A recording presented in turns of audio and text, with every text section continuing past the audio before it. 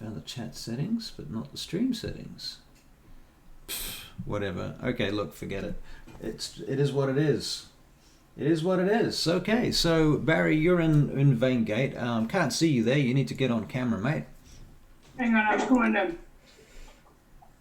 There you are. Right. Okay, so Milford, Sorry. you're in the tavern. You're in the Broken Oak Tavern, and as you know, there's a tree growing in the center of the tavern. It's a large open space. This huge tavern in the city of VAINGATE.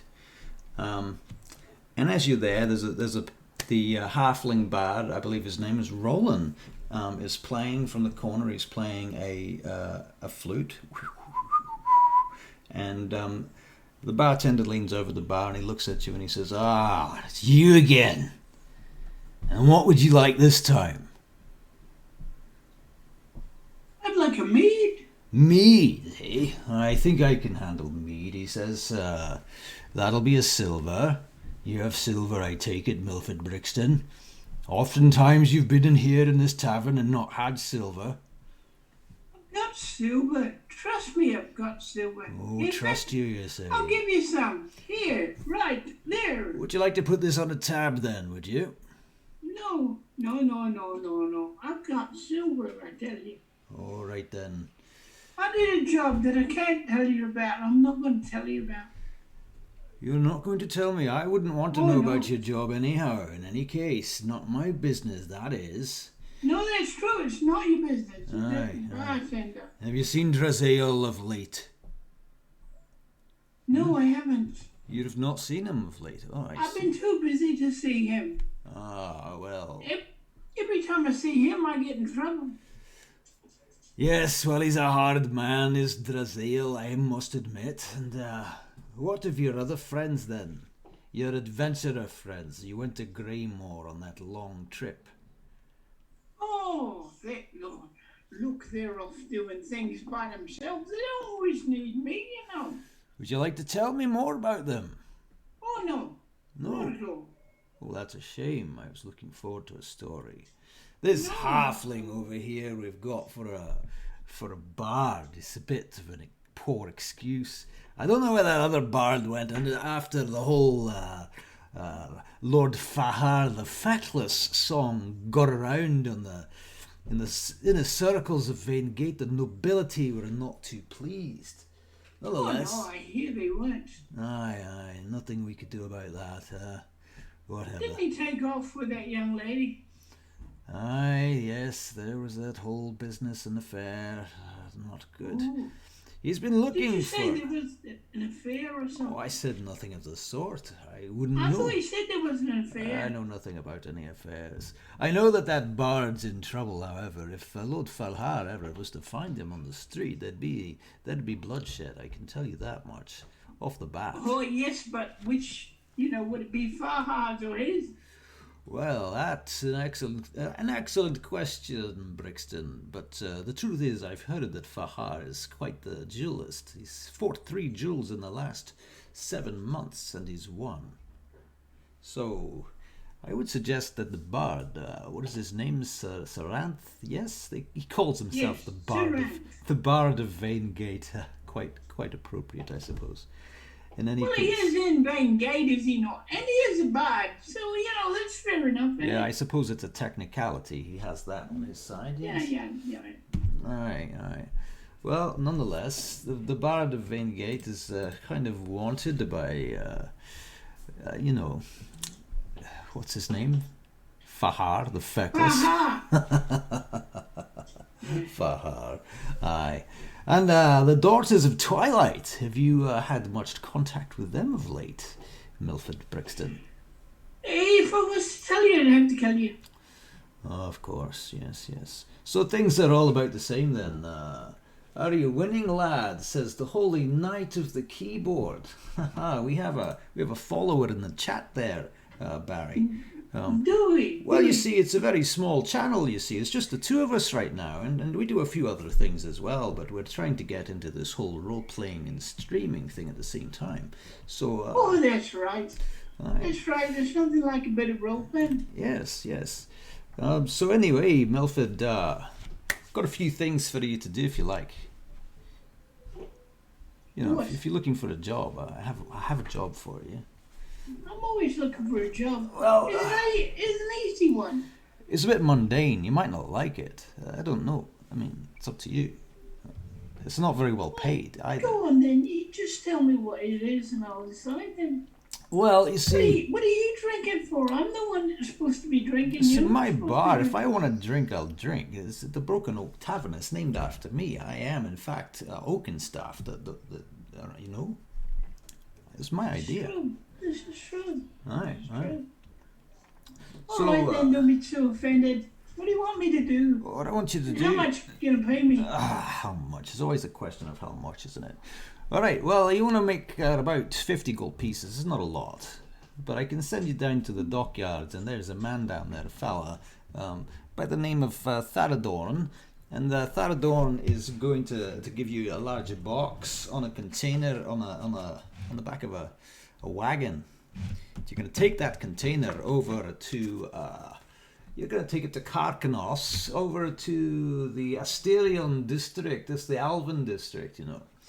And when you get there, you're going to meet with a fellow named Laertes.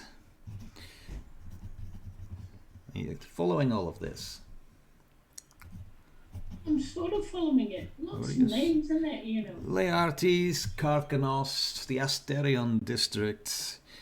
Laertes, Yeah. Canos. Yeah. Don't worry. I'll write it down for you. It won't be a problem. Right? Oh, yeah. Okay. I didn't know you knew how to write. Why, I didn't know if I knew how to write. What? Oh, crikey, Dick. Who do you think you're talking to? I'm talking to the bartender that hasn't given me my drink yet. Oh. Lydia, what you doing, Lydia? Get over here. Oh, hello. Oh, Milford Brixton. Oh, haven't seen you for weeks. How have you been? You've been out of town, I understand. Where have you been? I've been fine, been me busy. darling. I've been fine. Oh, you're fine. Well, that's good. And what you've been doing? You're well, I take it? Yeah? Oh, I Yeah? can't tell you what I've been doing. Oh, it's always so secretive with you, isn't it, Milford? You're Oh, I always know. busy I know, with I know, something it's or terrible another, for and you. you can't talk about it, but you can come here and drink. Well, here's some... I only come here to see your beautiful face, you know. Oh, thank you, Milford. Here's your mead. I believe that's what you wanted. Was it mead? Yes. You're lucky because that's Yes. what we've got tonight. It's on special. You can have that. All right. No, I'll let meat.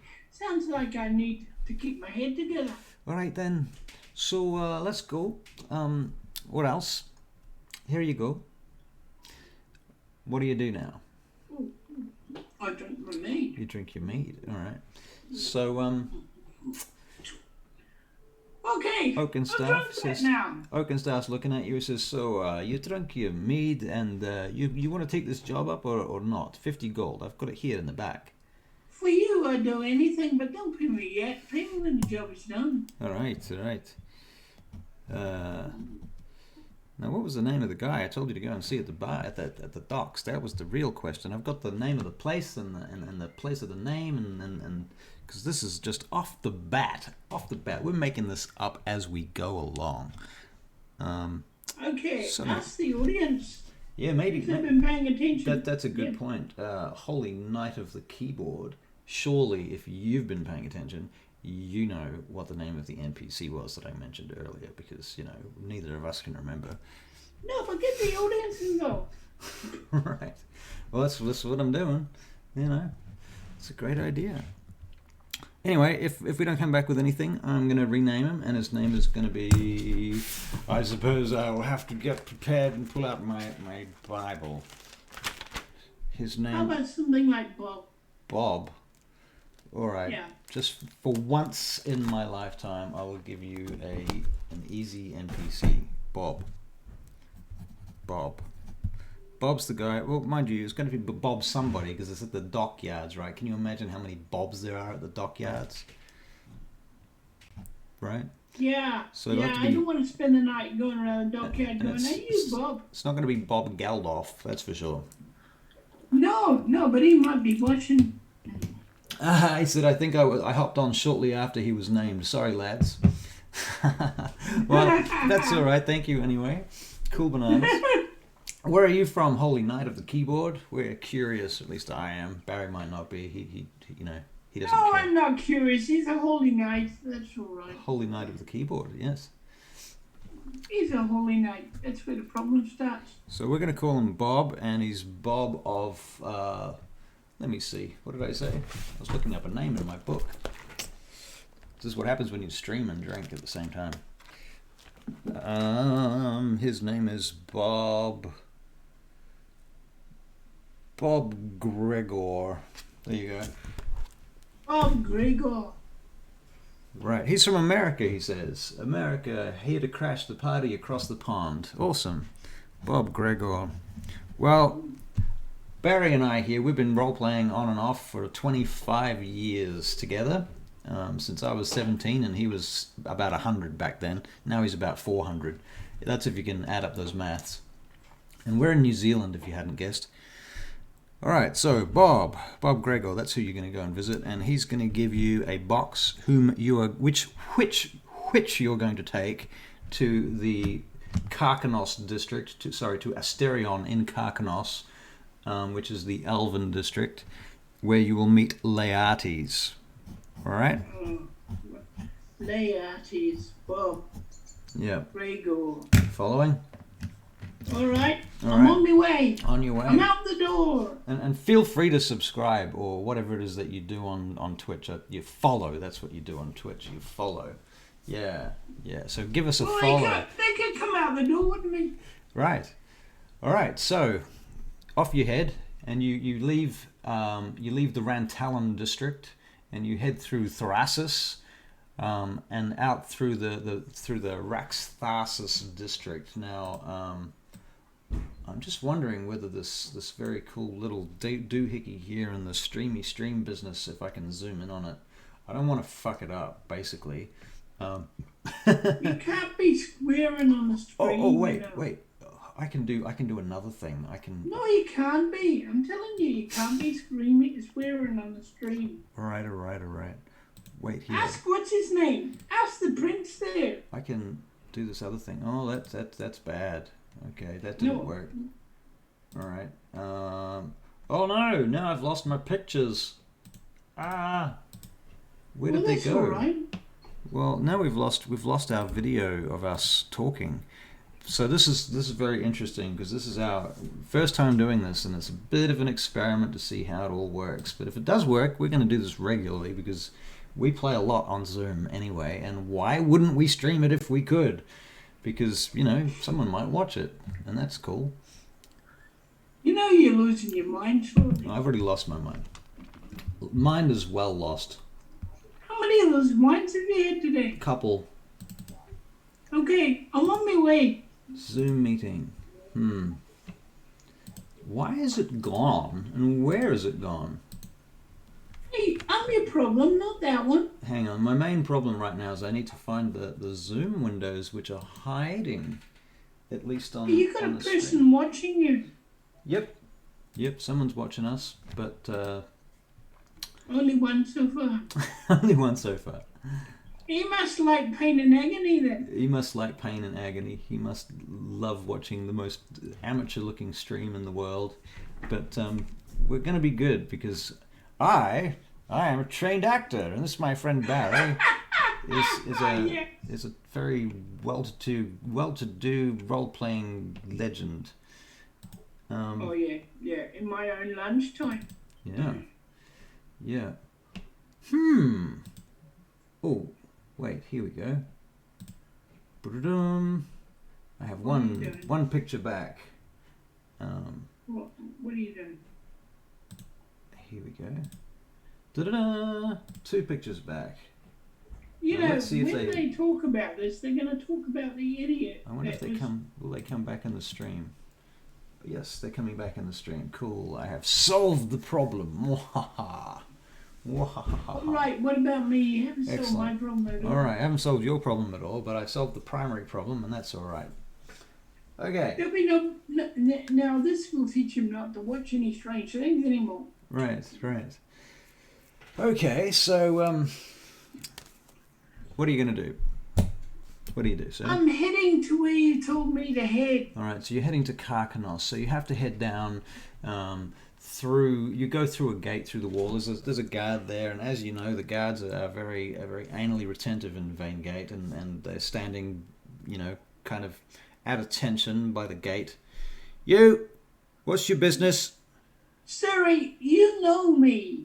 I've been past this gate 6 times today. Oh, that's true, but that's what they pay us for, isn't it? And you are of a rather somewhat well, can I say dodgy persuasion, Milford Brixton?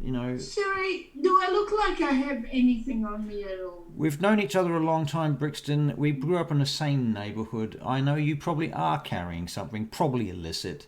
So you've got a choice here. You can hand it over now, or I can say to you, look, Milford, look, my sister, she's a bit sick at the moment, and she could certainly use a bit of... a bit of gold is what you're getting at.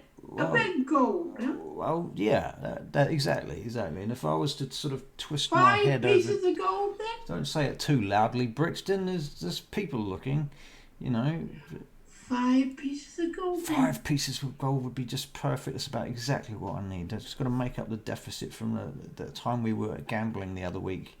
I'll tell you what. I'll give you 10. You're feeling very, very lucrative today. Just very impressive. I am. It's my lucky day today. Lucky day today? Well, good on you then. I got paid. Here. I will give it to you surreptitiously. In fact, I've already put it in your pocket. All right. Thank you very much. And he has. That's very kind of you. Sleight of hand. Very kind of you, Milford. Very kind of you. Good. Very good. Much appreciated. I'm glad you're happy. Oh, look at that. We've got 3 people looking at us now. Crazy. Isn't that madness? Well, we got 3 people. Yeah. And it's for charity. 3 people, 3 mad people. Indeed, this is in fact for charity. You will find that there is a charity link on our page below. If you look, you can go and donate money to gaming for charity if you so desire. I got a 17 for my sleight of hand. Oh, very good.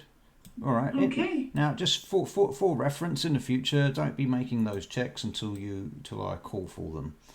All right. You're supposed to tell them that's what you're doing. Otherwise, I'll penalise you filthy D&D players. Okay. All right. So put it. You head through and you get to the next area of the city. In the centre of the city of VAINGATE is made up of 3 citadels, and in the interior of those citadels is the dock district and the markets and what have you. It's a place called the Droob, which is very kind of grotty and where the underclasses tend to hang out and live. So yeah, while you're travelling through the Droob, a young man approaches you. Is your name Milford Brixton? Is your name Tom? Bob?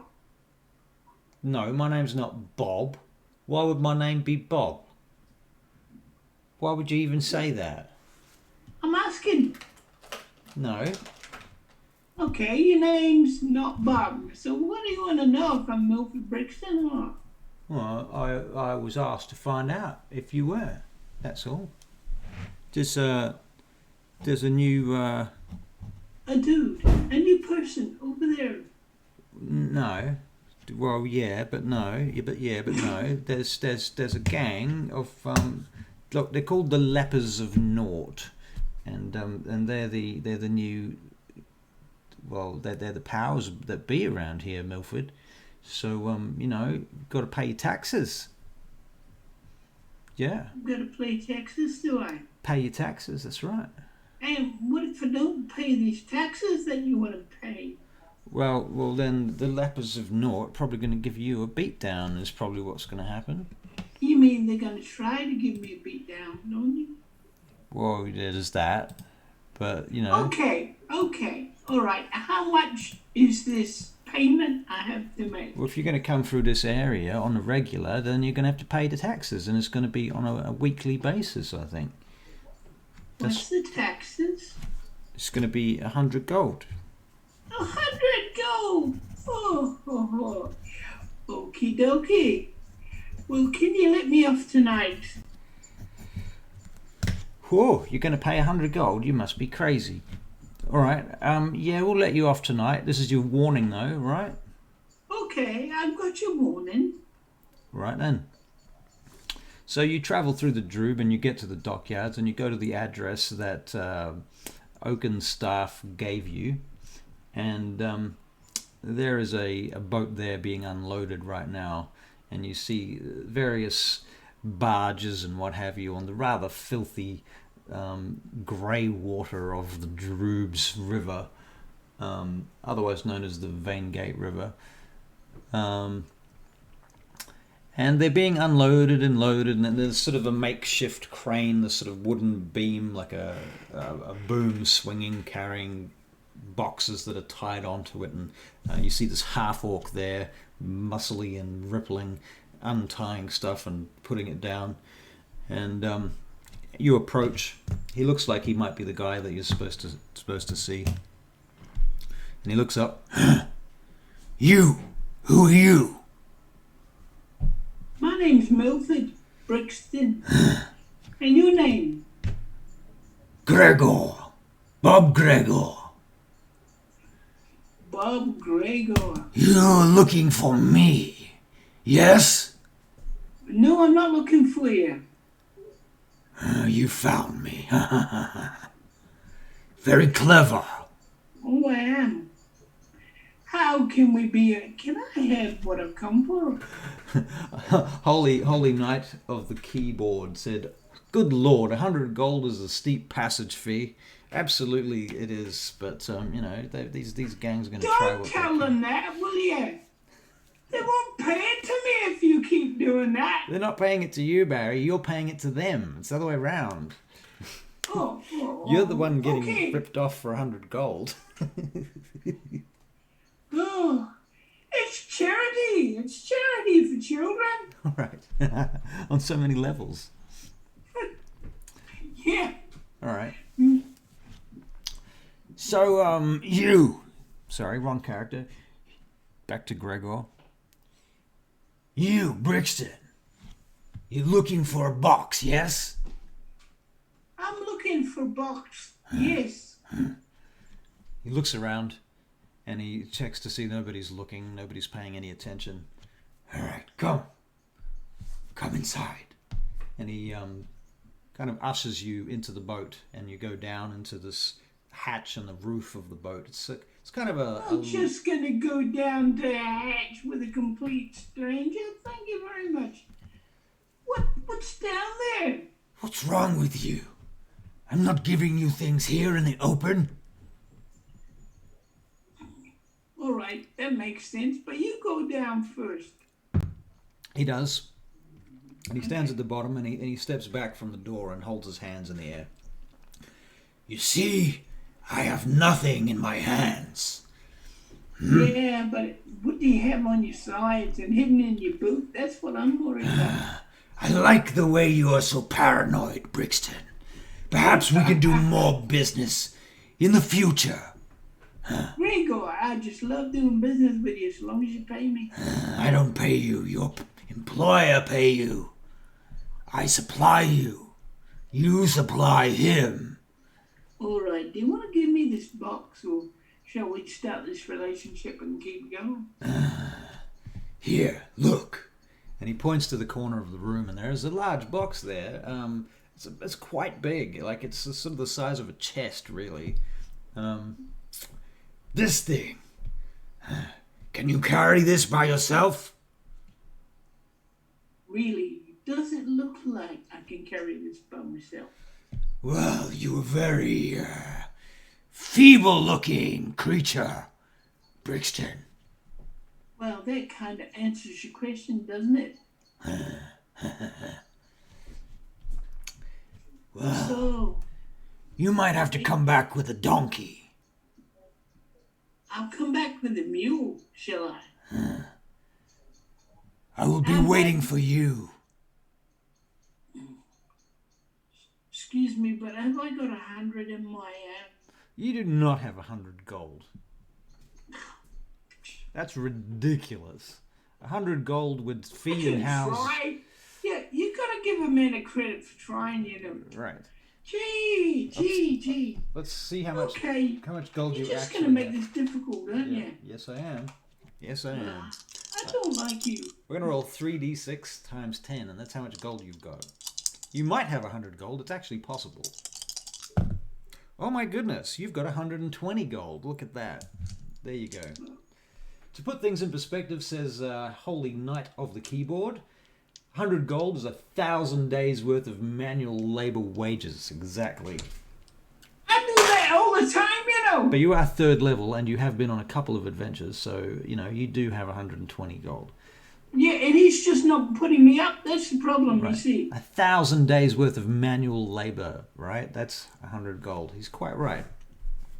Look, I have been working hard, and I've done my 1,000 days for this judge, they call him.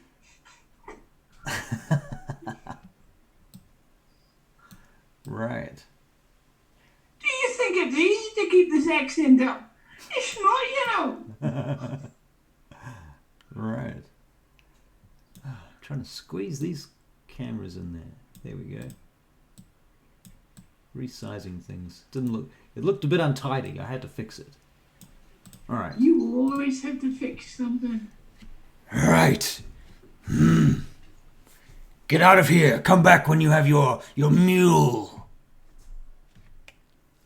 Okay. I go off, and I get Francis. All right. So you He's head not off. going to like the fact that I'm using him for what he's supposed to be used for.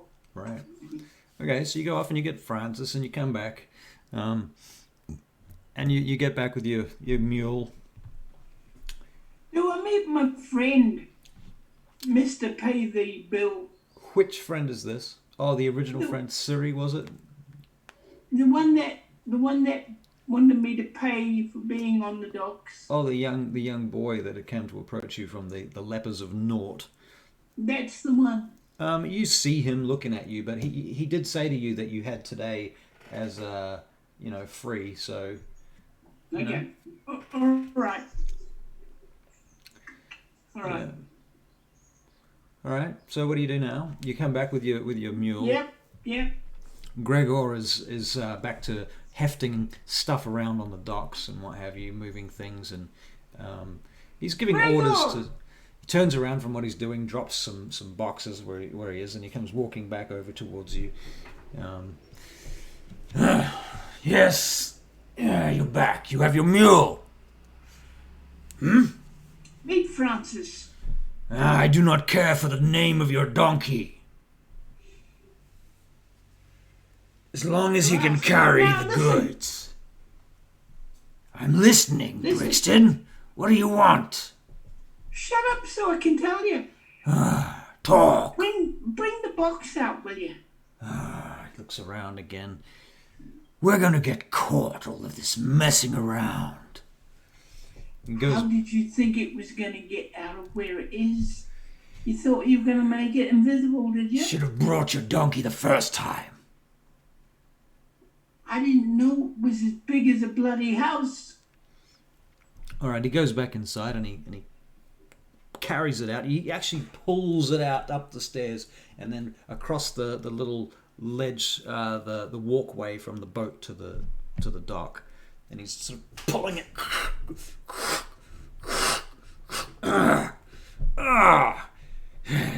You very helpful, Brixton. I'm Here. not made for muscle. You just call me scrawny. And he pushes it up in front of you. Now, we get this on the donkey. Okay.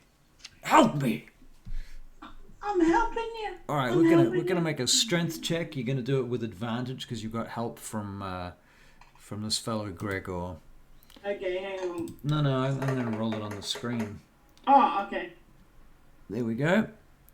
Oh, an 11. Okay, you drop between you. You actually drop the chest. hits the ground.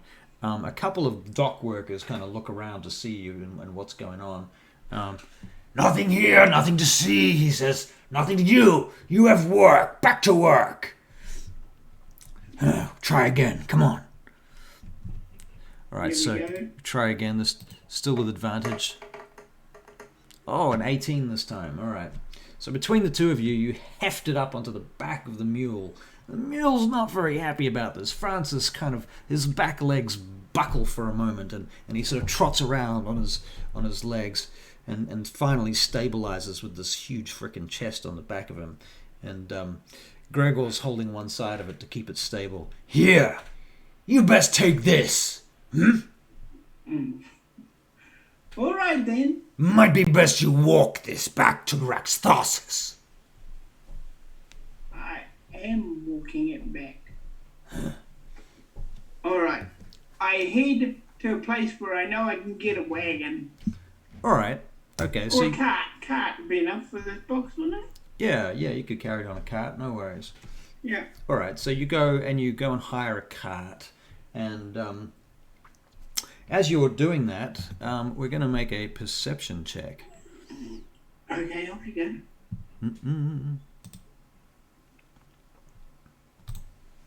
Dun, dun, dun. And that's what you would call a very strong 5. So No, I don't believe you. Do it again. You're leading the donkey along. Sorry, it's not a donkey. It's not a donkey. Mule. It's a mule. I know it's a mule. I've been told it's a mule. I know it's a mule. I have to remember it's a mule. Okay, I know. Francis is very sensitive about that kind of thing. Francis is very sensitive about that. He is indeed a mule. Okay, so we've clarified this now. Okay, so you get to a wheelwright, a cartwright, where you are able to hire a wagon from a fellow named Jakar, who gives you the cart to rent for 5 silver for an hour, but you'll need to get it back within that hour, right? How far is this place? And he's going to take from you. He's going to take 1 gold piece in as a bond. All right. I thought we were friends. You think you're friends with everyone, don't you, Milford? But not everyone's friends with you. See, that's the thing, Milford. You're very, very friendly, but people like me have got businesses, and your friendship is well. There's only one way I can put this. It's a bit of a liability, honestly. It's a bit of a liability. So as much as I appreciate your friendship, Milford, it's going to be a gold piece for bond, and you're just lucky I'm not making it 5 gold pieces. If I didn't know where you lived, it would be 5 or even 10 gold pieces. This here cart, don't know where I live. this is a quality. I know where you live. You live in this bloody city. That's where you live. I'll see you round. Oh no, you come wandering through here any day. You know, I'll see you. Don't you worry. And I've got friends all right, too. 1 gold piece. Anything to shut you up. Here we go. Right. There you go. Put it there. Thank you very much, Milford Brixton. Nice to do business with you. I'll be seeing you in an hour. So I'll be looking at the sky, and when the sun, Solon Pingal, hits that peak over there, we'll know it's time for you to be back, right? How far is it to where I'm going, Rust? Oh, it's about half an hour. Okay. Can I stop at Mother's? You might need 2 hours if you're going to Rax Farsus. That might be another gold piece and another 20 silver. All right, I'll give you another gold piece. I wouldn't want you to be late, because if you were to come back late, I'd have to charge you more, wouldn't I? Right? It would be a fine, and I might even have to report you to the guards. Wouldn't want that now, would we? All right. Shut up. Yeah. All right then. All right, now come on, let's go. I'm getting in here now. Right then. Okay, I got Francis tied up behind the car. All right, behind the cart. Yes. Behind the cart. Is this not called the cart before the horse? No. I've got the horse in front. Oh, you've got a horse and a cart. Yes.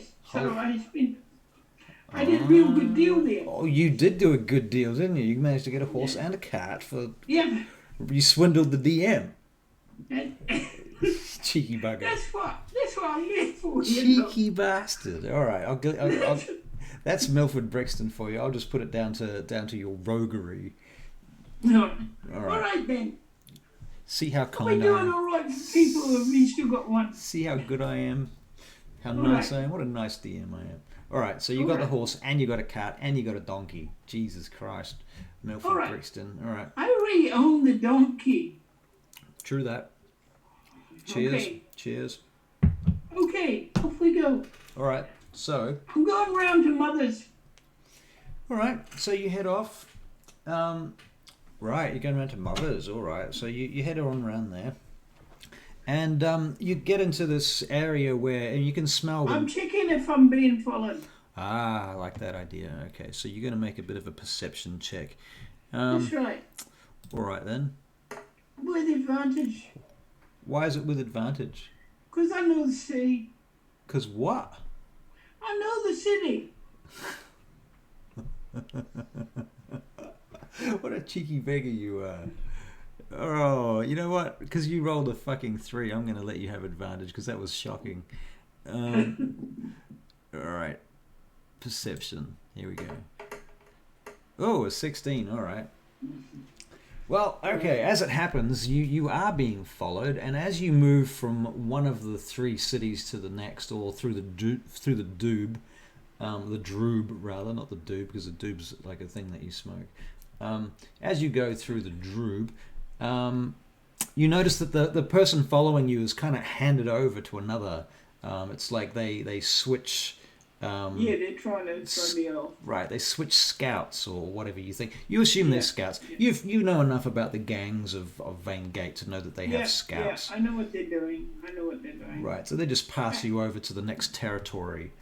Yeah. And they keep an eye on you. They travel across the rooftops mostly. But also you see beggars, and the beggars seem to move in conjunction. Wherever you are, there's someone setting up another bloody begging bowl. Isn't that odd? Haven't seen that before. Yeah. All right. Okay, I get to Mother's.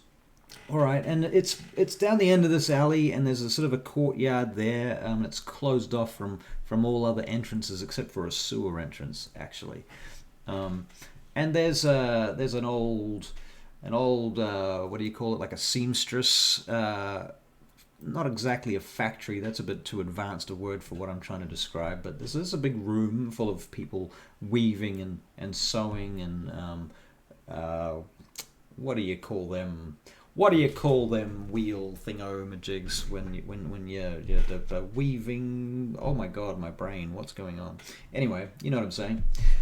Okay. Yes. And Mother comes out with her walking stick and her hood pulled up, and there's like 5, 6 children all around her as she comes out.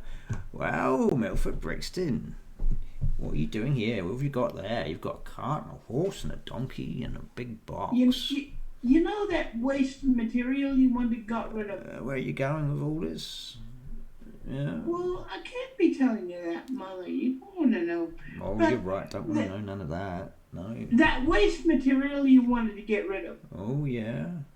Well, why don't you give it all to me and I'll dump it for you? Oh, that's a good idea, isn't it? I'll give you a couple of silver for that, Milford, my love. Oh, no, I'll do it for free, darling.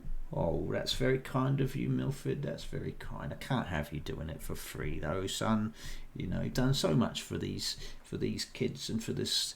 Oh, don't be telling people about for that. this We don't neighbourhood. want them to know that.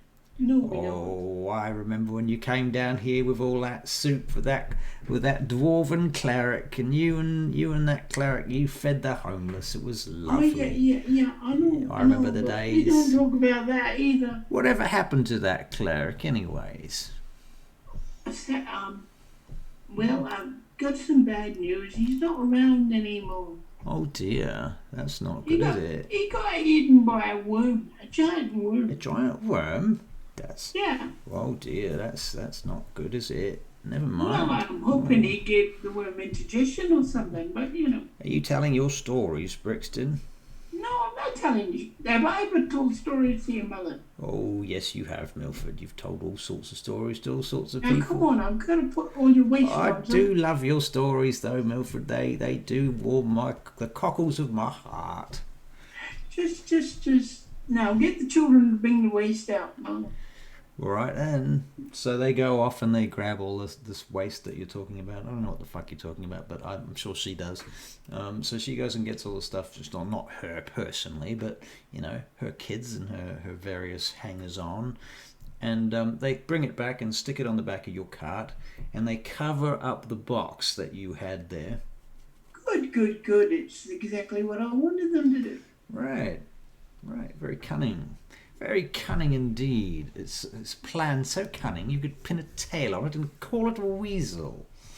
You can't say that on stream because it belongs to somebody else. Well, I don't think they can copyright one-liners, you know. Well, I hope not. No.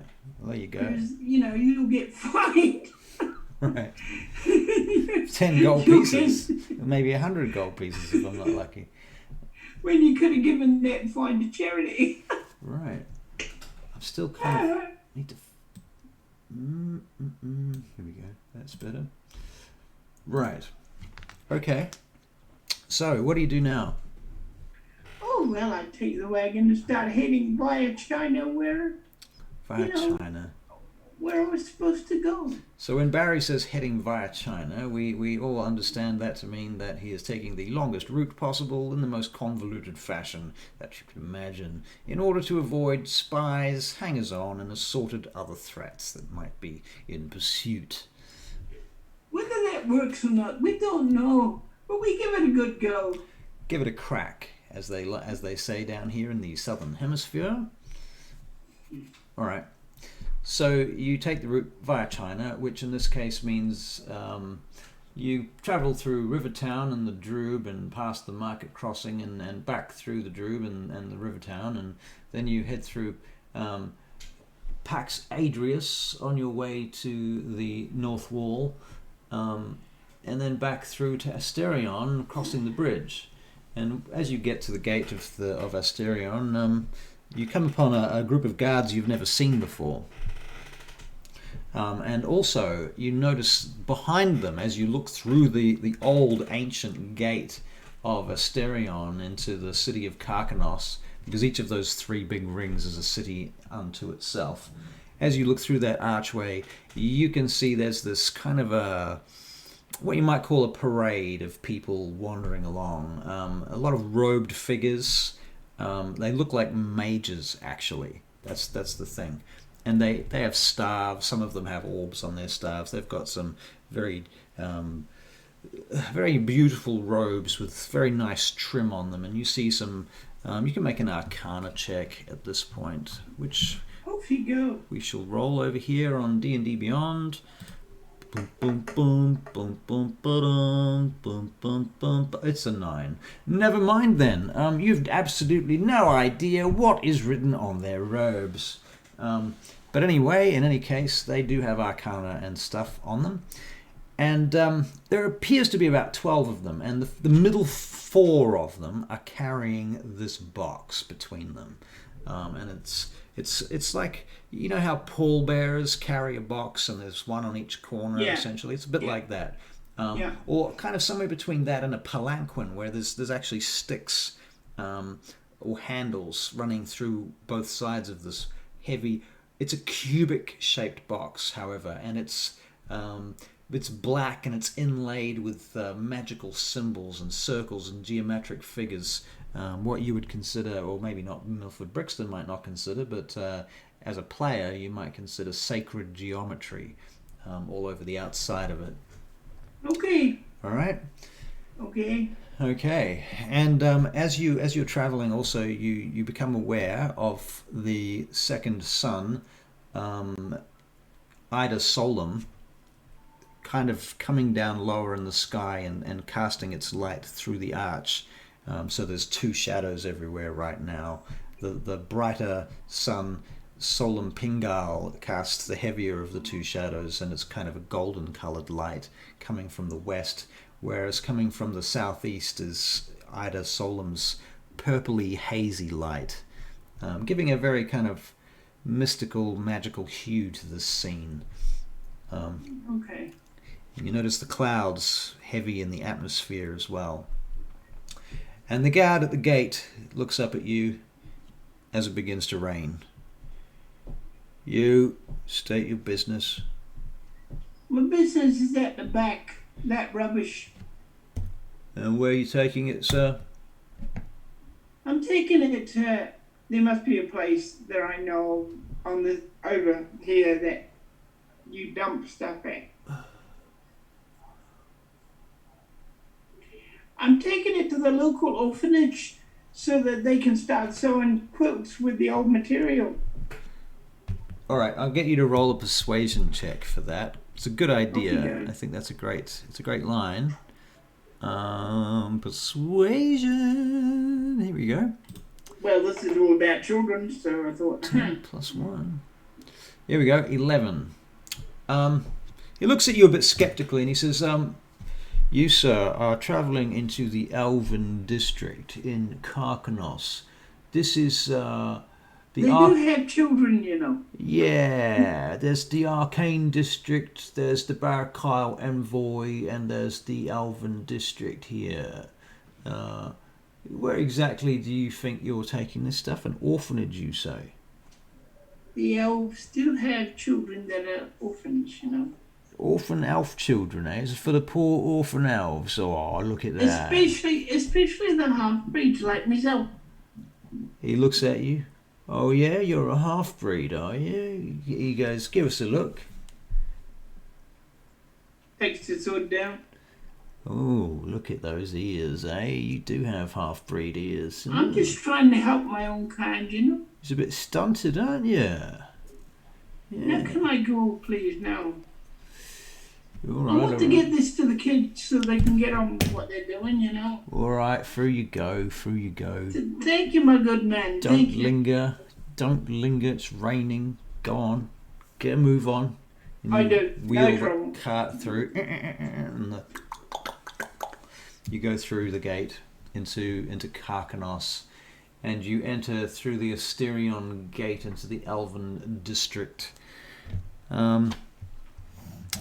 Right, and you have an address, which is a place behind an inn called the Nag's Head Inn. Okay. All right. I go to the next evening. You goes to the Nag's Head, and it's a very nice looking. It's a very small niche type of tavern with blue coat of paint on the outside of it. And it's across the street from a nice duck pond in the Elven district, and around you there's the various gardens begin to rise up as they kind of have tried to. This particular district of VAINGATE and Karkanos, they've tried to replicate this somewhere between a wood elven style and a high elven garden kind of an effect. So there's various tiers, and you can see the trees and flowers overgrowing and flowing down into various parts, and the water is being aqueducts moving through here. Okay. And you get to the tavern, and you go around behind the tavern, and you see a fellow standing by the stables. What was the name of the dude I had to see? Laertes. Laertes. Okay. Hello, my good man. He looks over at you. He looks up. He seems to be busy with the horses. Hello. Could you direct me to somebody named Laertes, please? I believe Laertes is inside the tavern presently, my lord.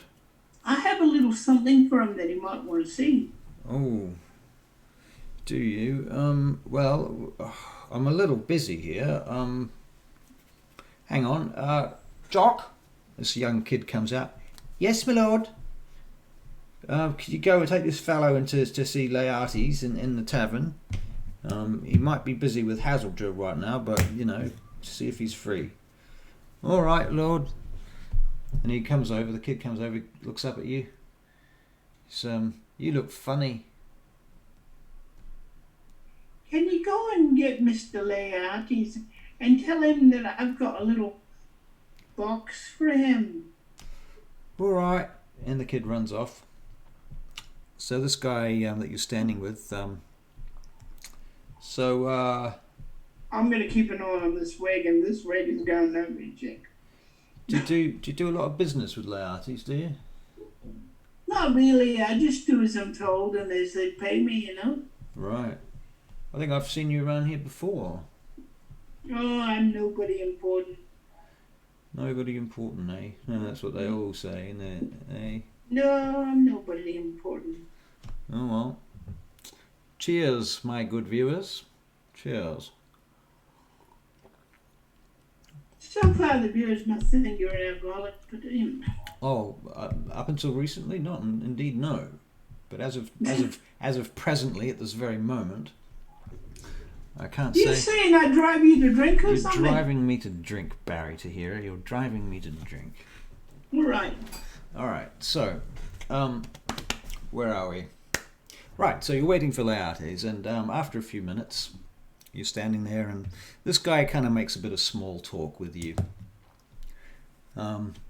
And this elf comes walking out the back door in fairly fine regalia, and he wanders over to you, and he says, "Greetings, you must be Milford Brixton." I am him, sir, if you're Laertes. That I am Laertes indeed. And this is our... This does not look like what we ordered, but I'm sure you are a clever fellow. I'm sure you have concealed it, yes? Sounds like you're a clever fellow, too. Well, from time to time I've been known to be right about a thing or two. Yes. Good. And what more can we do for you? You wish to move your baggage, your... Yes, I wish the thing to be gone so I can take this wagon back. Ah, I see. Well then, if you don't mind, perhaps you'd like to go for a quick walk around the block, and I'll have this immediately dealt with. No need for you to be here. Wouldn't you like somebody to guard, just in case somebody gets... Because I've been followed most of the way, except for when I went round and round circles, Barry, Holy Knight of the Keyboard says that he's insulting your cloth scraps. This calls for initiative. Well, I'm afraid I agree with you, my friend. I mean, what am I going to do with all this cloth once I've got nothing to hide, Right. So, you go for a walk, I take it? No, I don't go You don't go for a walk. What are you doing? I asked him if he wanted somebody to be lookout while he's doing it. Oh, right. He says, Free of charge, free of charge, a lookout, you say? Oh, very well then. Very good. And he goes back into the building, and he comes back out with two humans, one man and one woman. And they come out and they move the scrap out of the way and all the cloth stuff and blah. And they start dragging the chest off the back of the cart onto the ground. Look up at the sky as the clouds begin to open up, and now it really starts to pour down. And Laertes pulls his hood up over his head and he looks at you and he says, "Not a very pleasant day, is it?" No, it's not a very pleasant day at all. Would you like to come inside? I think you should take your cart back later. I'll reimburse you. All right. At worst, somebody will steal the material. Okay. And Okay. He says, "Jock, tell our man in the stables to look after the horses, will you?" And the young boys. Excuse me, could you ask the knightly guy to guard my cart? They nod. He nods. All right. No, I mean the one that's watching us now. Tell him to guard my cart and look after my material. Indeed. All right. I think I know what you're talking about. I think. Yeah. The guy that you were talking about when you first got here. That you don't have a name for him at this point. No, you dick. Who are you talking about? The guy that's watching us on streaming. Oh. Tell him to watch my material if he's so worried about it. All right. Yeah. I get you now. Okay. Cool. All I right. don't know what I'm going to do with you. Jesus Christ, Barry. All right. There you go, another drink. Yep. Put another one down. Okay, so you go inside, and now at this point in your career, Brixton, do you know Hazeldrill? Of course I know, you do. idiot. Yeah, I wasn't sure whether we were I guess this is in fact this is a flash forward technically. Yes, Technically, it is, because this things is a flash did. forward. Yeah, right, because Falman's gone. Right. Yeah. Okay. All right. Okay, so you head into the inn, into the tavern, and Hazeldrill, the elf, looks over at you from next to his large wall of beautiful and exquisite bottles of all sorts of alcohols and beverages from around the world. And he's very finely dressed with long blonde hair. And he looks over, Milford Brixton. How well we are acquainted. Please do come in.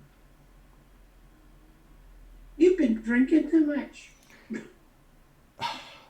Now, see, Barry, that's called metagaming.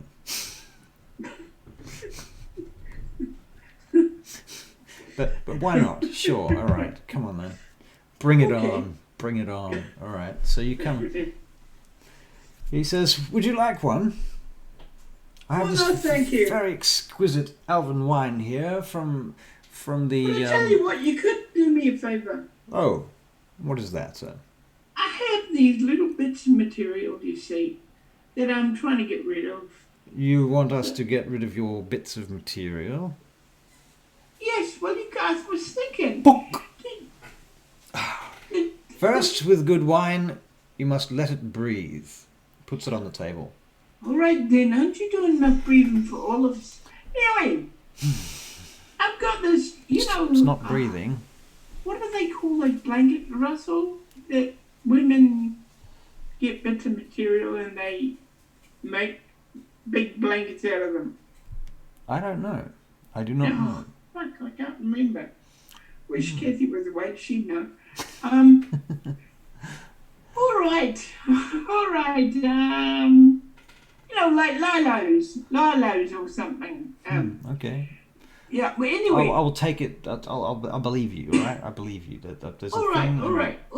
I've got enough material that somebody could make a great jacket out of it. You know what I mean? Milford. Come on, you must know somebody in the fashion world. Milford Brixton, talking about scraps costs me more money than I could make from all of that nonsense put together.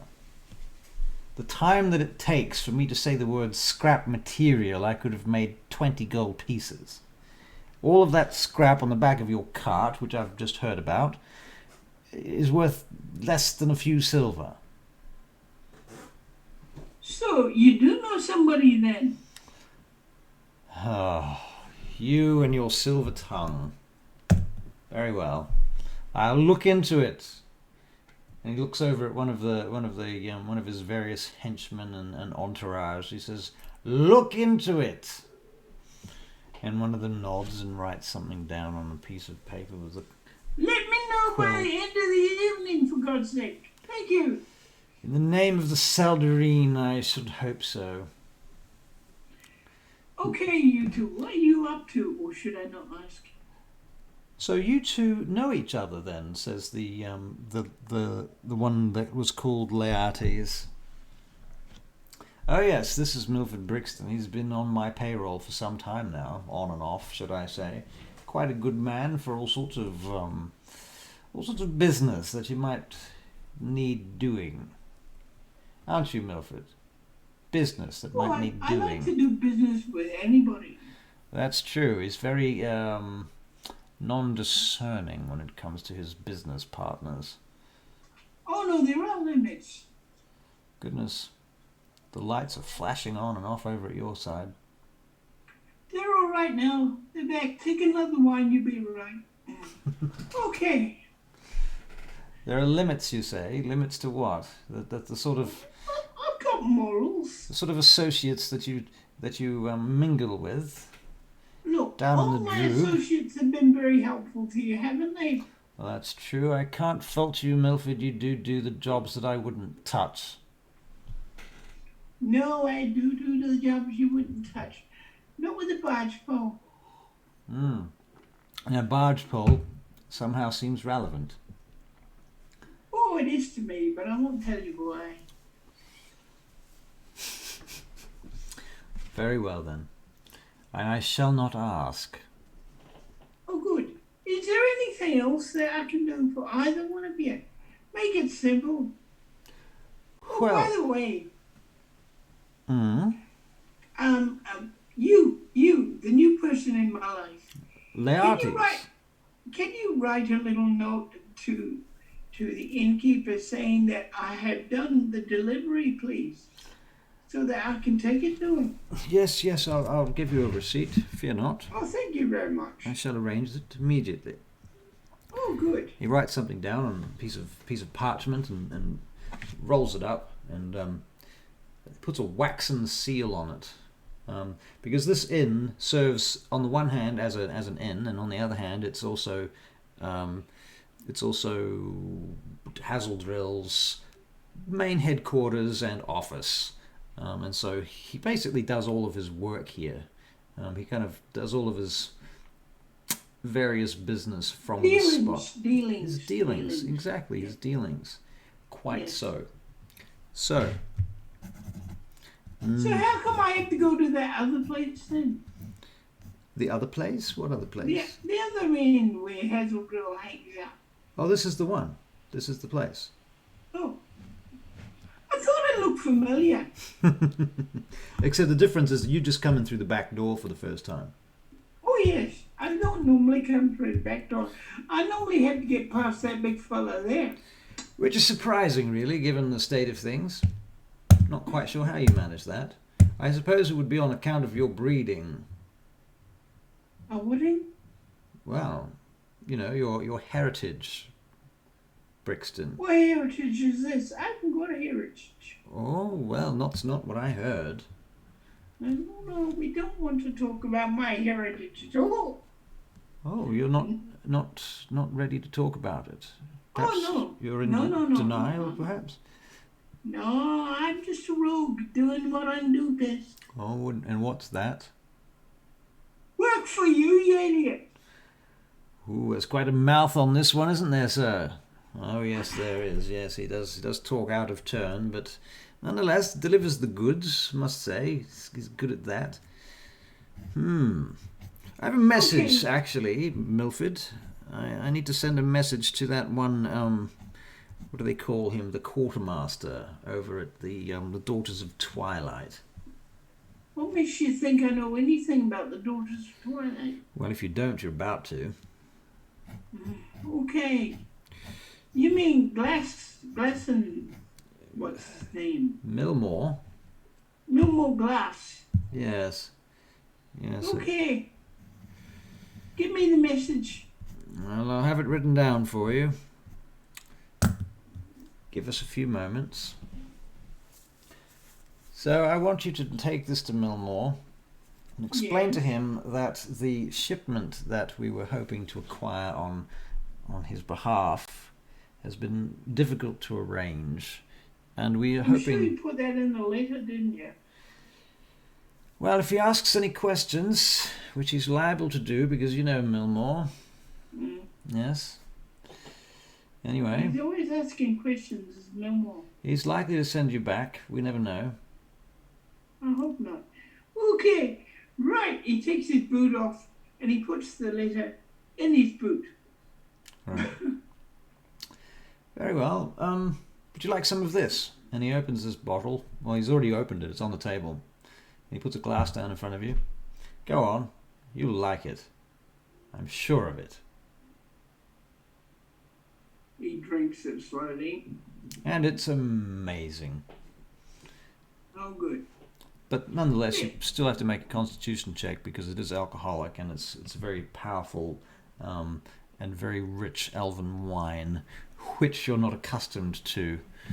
So we're going to do a Constitution saving throw, but fortunately the difficulty rating will be very low. Oh, and you rolled a 6. Well, it immediately goes to your head, and you immediately feel quite tipsy-turvy and a little bit drunk. Yes.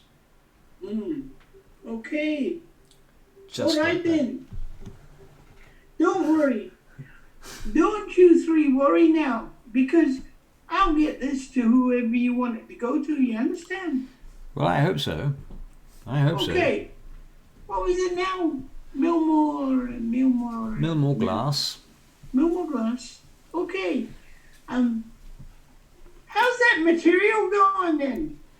Yes, we'll get rid of it for you, Brixton. Don't worry. Thank you very much. Thank you very much. I go to the wagon.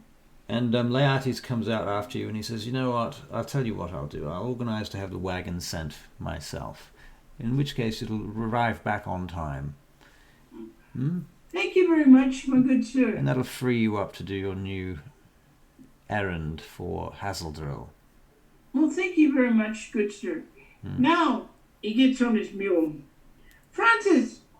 Good morning, Game Mommy. We have another viewer. I'd like to introduce my good friend Barry to Hira. This is Game Mommy, who's one of the various streamers that I've met since I've been streaming on Twitch for the last week or so.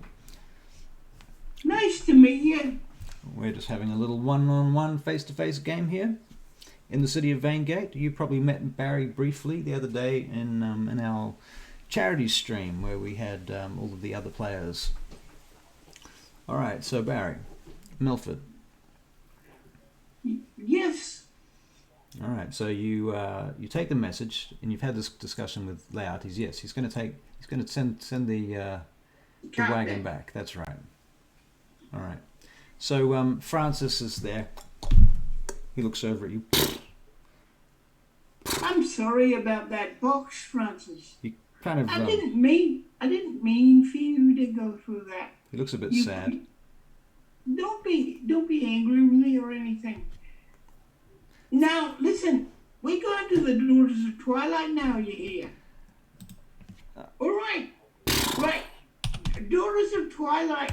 My driving's not so good, so I'll let you take me then. All right, so you get on Francis's back, and he's he kind of he seems a bit complaining. Francis, where'd you get your 8 legs from? So, Man, Francis, you should be going faster than you normally do if you got 8 legs. Laertes looks up at you from the street, and he says, "Are you sure you're well enough to ride that mule across the city?" Oh no, I'm excellent. Thank you very much. You seem to be a little shaky. Was it the wine? Oh, no. The wine was perfect. This air. Oh, there's so much air here. Oh, just let me. I'll be going, Francis. Daughters of Twilight. Daughters of Twilight. Yes, off you go then. Off you go, Francis. He smacks. All the way, boy. Laertes smacks Francis's backside, and Francis gets a jolt, and he starts trotting down the street. And you're kind of sitting on his back, holding onto the saddle, trying not to fall on your face, basically. We're going to make a Constitution check to see whether or not you actually just fall asleep before you get anywhere. But Francis does know where to go. He knows the city about as well as I do. That's true. And that is a 15. All right, so you do not, in fact, fall asleep. You manage to wake yourself up after a couple of minutes, and the sort of jogging of the horse, the trotting, stirs your mind, and your blood begins to pump back through your body again. You're like, oh, okay. Whoa. Get my act together. Get your act together. Right. Now I start looking for anybody following me. All right, so we'll make a perception check. Okay. Here we go. Perception check. Oh, brilliant. You do not believe anyone is following you. In fact, you're pretty sure nobody's following you. So was that a 1? It was not a 1. It was not a 1. It was a 5. It was a very strong 5. Okay, alright. But it's I'm it was, going around the world in 80 days it then. was a slightly downwardly modified 5 due to the fact that you also have been drinking very high quality elven wine of recent, and So you did it with it was a bit of a downward modifier, -3. Might have been a bit extreme, -3, but you know, I felt it was I appropriate at think the you're a time. bit hard, but okay. Probably a bit Alright, harsh. you're the judge. Yeah, You're the judge. there is that. There is that. Off you go. Whatever works best for the story, I say. I will try. Yeah. Alright, You have to trust me, off I go. fool. You fools. All right. Okay, Don't be so like that, no. so you head down out of Asterion, out through the Asterion gate, back into the Droob, and you cross one of the main 3 primary bridges in the Droob. And you get to Rivertown, and you go through the muddy Rivertown and past the docks and all the various carts and wagons that are down there and all this sort of nonsense. You see various people travelling around. It's getting late though. Now it's the first sun. Primum Solum is beginning to set, and it's changing colour, and the whole sky is changing colour. And as you're going through the Droob, you get this view through the north wall arch gate, and you can see in the distance one of the remnant moons floating on the horizon. There's just this framed shot of it on the horizon through the gate, and it's this pillar, this broken pillar that's just floating there, this massive giant pillar that was once part of the moon's temple, Sehanine Moonbow's temple, that was destroyed thousands of years ago, and it's just floating there on the horizon, framed in this archway, in this beautiful, stunning light.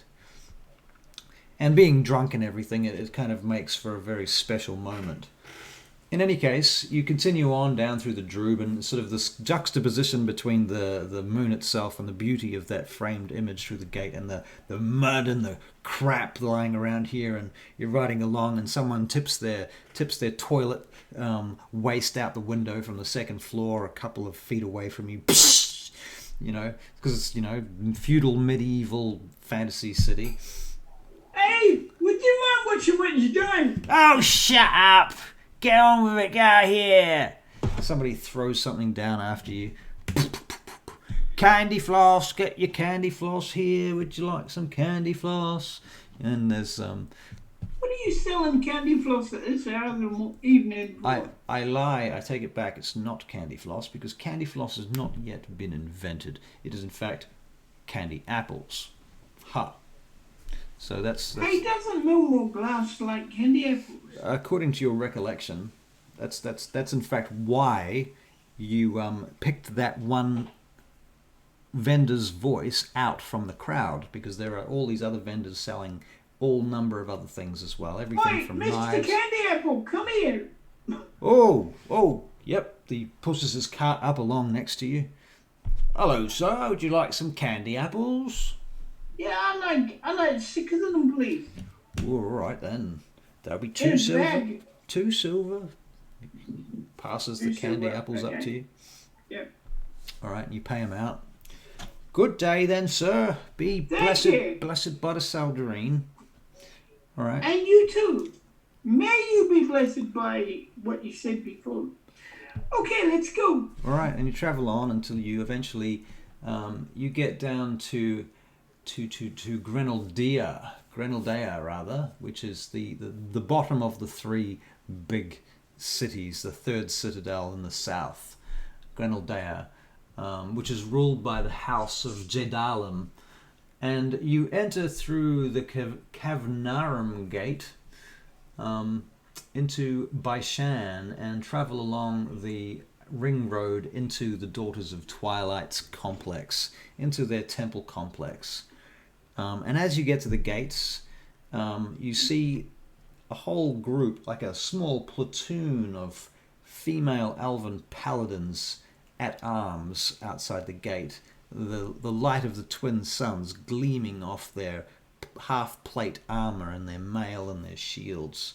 And on their regalia is kind of silver with purple trim, and there is a symbol of a broken moon on the center emblem of all of their breastplates and their shields and what have you. All right, so you head on through into the Daughters of Twilight's complex, and you ride around through the back side because you've learned over the years of interacting with the Daughters of Twilight that they don't greatly appreciate you traipsing through the middle of their extraordinarily well-to-do and beautiful high elven temple complex. No, I leave it to that stupid bard to do that. Right. So you instead head around the edge of it and behind the buildings and get to the back gate, and you arrive at the wagon entrance and the stopping. What do you call it? The drop spot. It's like a truck yard entrance, except it's for wagons.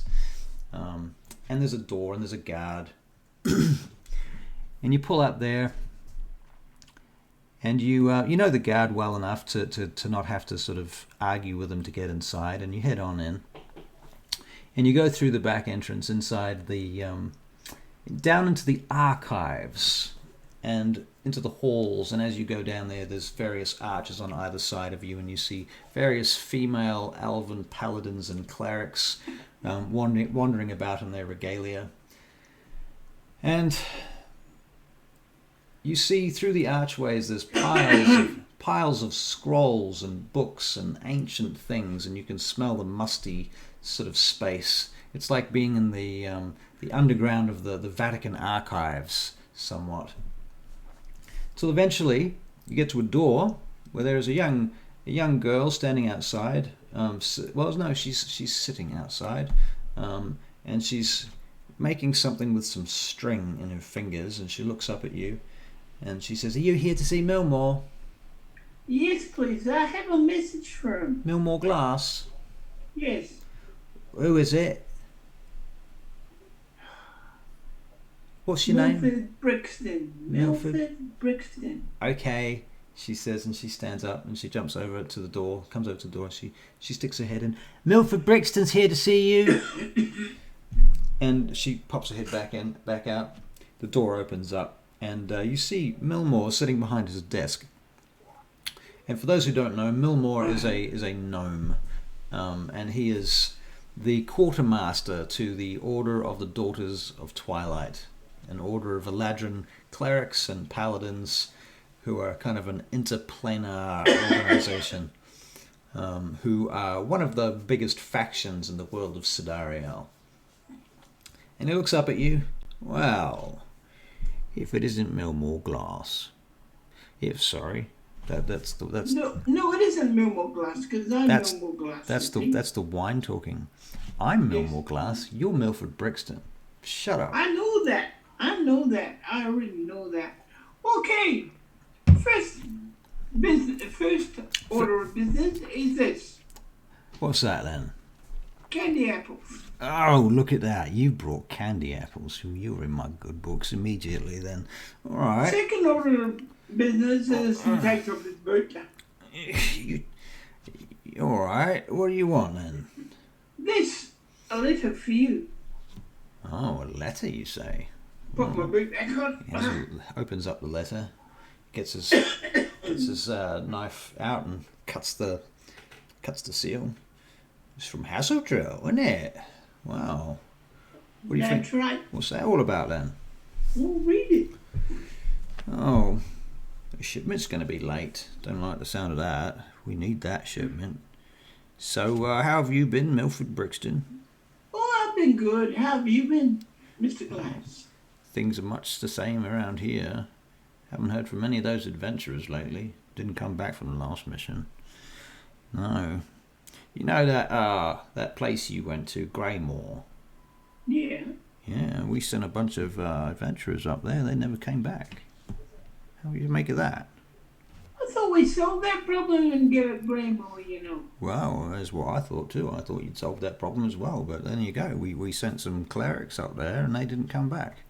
They're supposed to find out what was up with that stone you found. Didn't you have some sort of werewolf problem up there? Yeah. Some lycanthropy. Exactly right, you know. Werewolves. Was there one? Was there one or two? Was it? I think it might have been two. You said in that report. Well, there was two. Yeah. Two. Two that we knew of. So, what was the deal with that whole business in Greymore?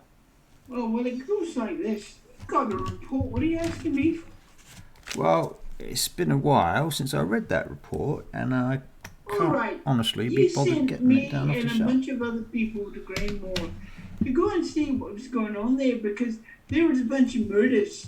Oh yes, the murders. Through several things, we began to discover that there were werewolves around. These werewolves were killing people, you see. Oh yeah. And it was through our diligent investigation, and I say diligent investigation, we discovered, me and my friends, we discovered that the priest was a werewolf. That's and he'd been mucking around with this crystal, you see. Oh. This crystal. He had a bit of this crystal around his neck, you see. Is that right? And I don't know if this crystal actually was the thing that was making him turn into a werewolf, but I think it was. And we found that underneath a statue of a very brave elven hero. Is it elven? I'm not sure it was elven. I think it might have been might have been a halfling, actually, if I recall. From what I remember, it was a halfling paladin, wasn't it? Oh, right, a halfling. She was a very famous halfling, you see. And she found this crystal thing, and she lost it somehow. And anyway, we found under her statue there was an underground passage, and it led us to this giant ruddy crystal. Right. And it all had something to do with what you call the underdark. The Shadowfell in that case. Shadowfell, that's right, yeah. All had something to do with Shadowfell. I'm sorry, I've had something to drink. It was very bad business, all of that business in Greymore, if I recall. Well, anyway, we sent some clerics up there to investigate that whole big black shard business you were talking about, and then not come back. You want me to see if I can find the boys and we can go down there again and have a look? Well, that might not be such a bad idea. I mean, we are almost the Magnificent Seven, You do have a reputation around here for sorting that sort of business out, and I must admit the Daughters of Twilight are getting quite impressed with you. Well, that's good. Always pleasing, the Daughters of Twilight. Right. So there you go. Okay. You happy, are you? Is there any message you want me to take back to them? Any message I'd like you to take back to them? Well, yeah. I've got one message you could take back to them. All right, can you write it down for me, Milford? I'm going to give you... Here you go. Yeah. I'm going to dictate it to you, all right? You ready? All right. All right, so please, dear Hazeldrill. Dear Hazeldrill. I have decided, after long consideration... that due to the circumstances and difficulties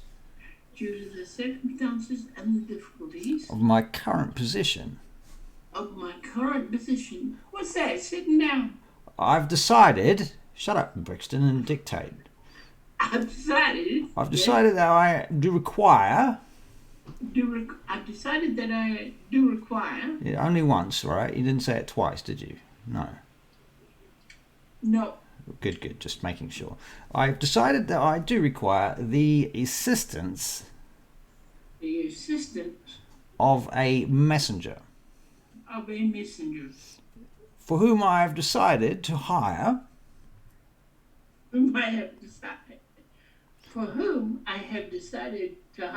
one Milford Brixton. What? Wait a minute! What? That's me! Well, yeah, obviously, that's you. That's the whole point of this, isn't it? That's what I'm doing. I'm sending Hazeldrill a message by you. Milford Brixton. Would you like that to be written down as 1 the number or 1 the words? The word, Milford. Are you daft? Okay, I'm just trying to be helpful. Okay. Goodness me, Brixton. This is shocking. Just shocking. Okay, one, yeah. One the Right. word. O-N-E, one, Milford Brixton. Yes. Yes, that's it. And sign it, Milford Brixton, because that's you. But it's from me, so you'll have to figure that You out. should sign it then, shouldn't you? All right, then pass it over here. Yeah, here it goes. All right, takes the signs on a piece of paper. You'll notice that the writing is very fancy for a... Right. Yeah. Right, that's true for a rogue. For Yeah. a rouge. Yeah, For a half-elven rouge. All right. yeah. Very well, my rogue friend. And he signs it and passes it back to you. There you go. Right, off with you. Unless you got anything else you want to tell me. Oh, I see. You figure that seeing as you're in the employ of one mil more glass, you deserve to get paid. Is that what you're telling me? Is it? Well, you want me to do this for friendship and then you'll pay me some other time? Well, I'll tell you what, Milford, actually, to be perfectly honest with you, it is worth the money because, you see, I am of the understanding that you are a hardened, well, I won't say a hardened criminal because that would be unfair, wouldn't it? That would be unfair. I mean, I wouldn't speak of you and your esteemed self as a hardened criminal. That'd be wrong. So instead, I'll say that you are, in fact, a well-to-do and well, let's just put it this way: An entrepreneur. an entrepreneur. You are an entrepreneur, but also no one's going to mess with you on the street, are they? You know, they'll see you and they'll probably run away. I would anyway. I mean, I see you and I generally do want to run away, to be honest, every time you come through that door. I mean, you're thinking, oh my God, it's Milford Brixton at my door again. I know, that's for different reasons and I understand. Right. So, what I'm thinking is, how much do you reckon? Well, I leave that up to your integrity. Do you think this is going to be on a weekly basis, or do you think this will be a daily basis? Or perhaps Well, that's on up to you, on isn't a it? per I mean, message you're basis? doing the hiring. Well, I am doing the hiring, but I'm not doing the... well, I have to think about this. Tell you what. Let's just start off on a per message basis. How does that sound? That sounds good to me. All right. What do you think one message is worth to you? You know, it's going to be safely delivered and all that, and you're going to guarantee that it's going to get there within the hour, right? That's right. He takes off his boot and he puts in his boot. Right. Yeah. You can also guarantee to me, Milford Brixton, that when it arrives, it's not going to stink of your filthy feet, is it? You see, it's not going to stink of my filthy feet. Because my filthy feet are never filthy. Oh, well, that's quite a big call, isn't it? You're saying your feet aren't stinky. Well, I beg to differ. I can smell them from over here. Maybe you've just gotten used to it. That's what I think. No, that's the coffee apple dish now. Okay, here we go. All right, then. So there Okay, you go. put it in my hand now. Put it in your hand. All right, there you Yep. go. There you go. Right, run What is along. That's... What is it? Oh, it's a gold piece. Oh, thank you. There in you the go. pocket. Oh, and it's Off you probably go. probably worthwhile, seeing as you are in fact a trained and you know, I need not say no more. Enjoy your toffee apple. I shall enjoy my toffee apples. I shall indeed. Thank you very much. Okay, I kept one aside for the meal. All right. Okay. All right. I like to keep Francis happy too. Very good. All right. We are now off back to where we started, Francis. Right. So, And I do this one a little bit faster this time. all right. So you head back to Hazeldrill, Yeah. and you get there, and you deliver that message. Yes. All right. So, how's it room? Ah, Brixton, you're back. That was extraordinarily quick, I must admit. How, sir, are you? Pardon? How, sir, are you? I'm really good. Even better than the last time I saw you. Hang on. I haven't... You might not be, by the way. Oh, Here. what's this? This is from Milford. From Millmore Glass. This is from Milmore Glass. Oh, yes. I'm not going to have any more of that wine.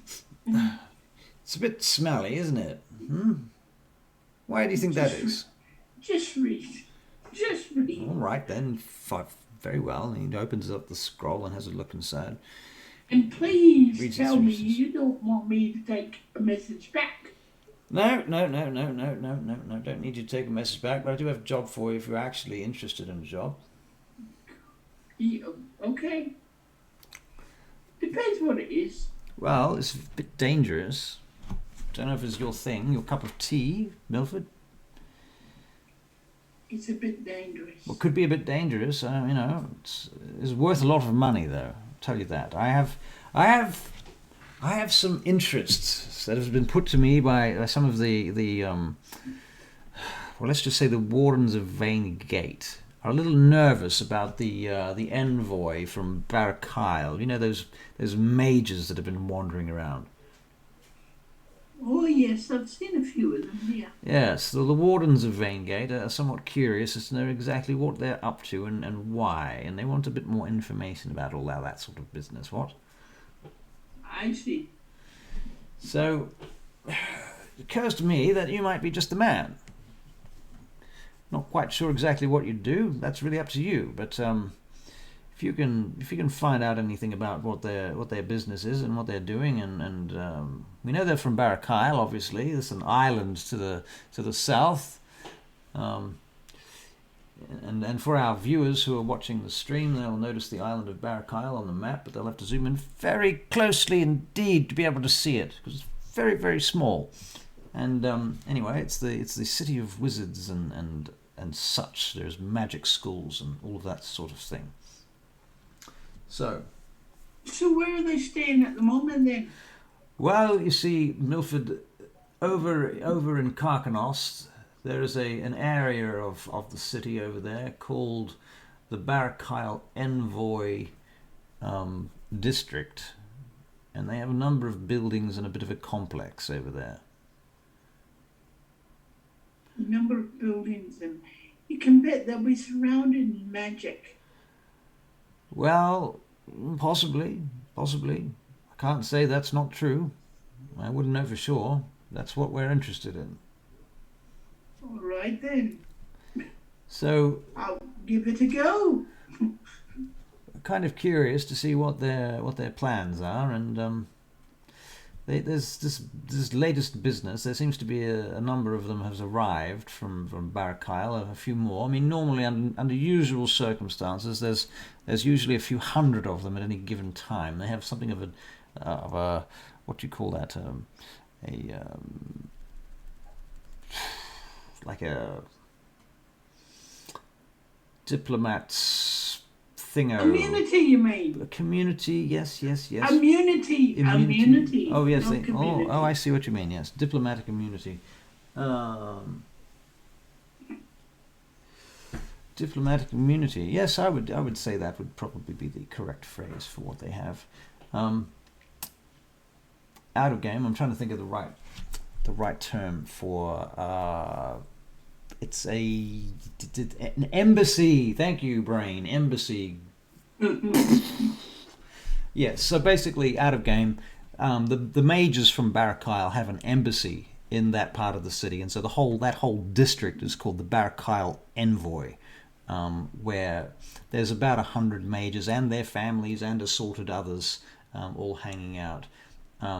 But there seems to be some activity going on over there at the moment, and even you have noticed it, as described earlier with the mages that you saw on the street. They seem to be up to something, and the wardens of VAINGATE want to know what the hell's going on. It's no small mission, you know. Well, it might be what you could consider it an ongoing thing.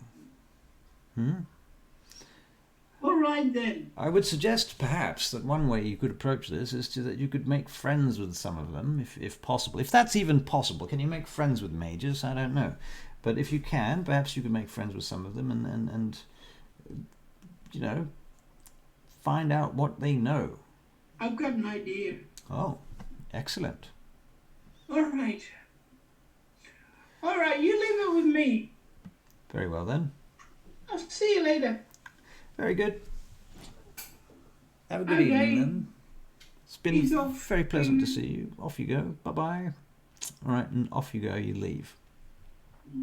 Back out on the street. It's raining. It's dark. It's wet. It smells of damp wood. All right. I head to the embassy. All right, and as you're travelling down the street, a gaggle of young ladies come wandering past you. Ooh, Milford Brixton. Hello. Evening, ladies. Hello, how are you doing, Milford? I'm doing good. How are you doing? Oh, very good, thank you, very good. One moment, please. Yep, keep talking. I give him 2 gold. Wow, okay, now you just remember how much that gold is worth, okay? I mean, from your point of view, from a modern point of view, a gold piece... Because they give me information, you see. Okay, but Sometimes I ask them. a gold piece is a lot of money. Because even a wizard needs entertainment, shall we say. Right. So I asked them if they know anything about what's going on with the embassy over there. Oh, the mages? The Yeah. mages? Oh, don't know anything about that, but would you like us to look into it? I would if you don't mind. All right then.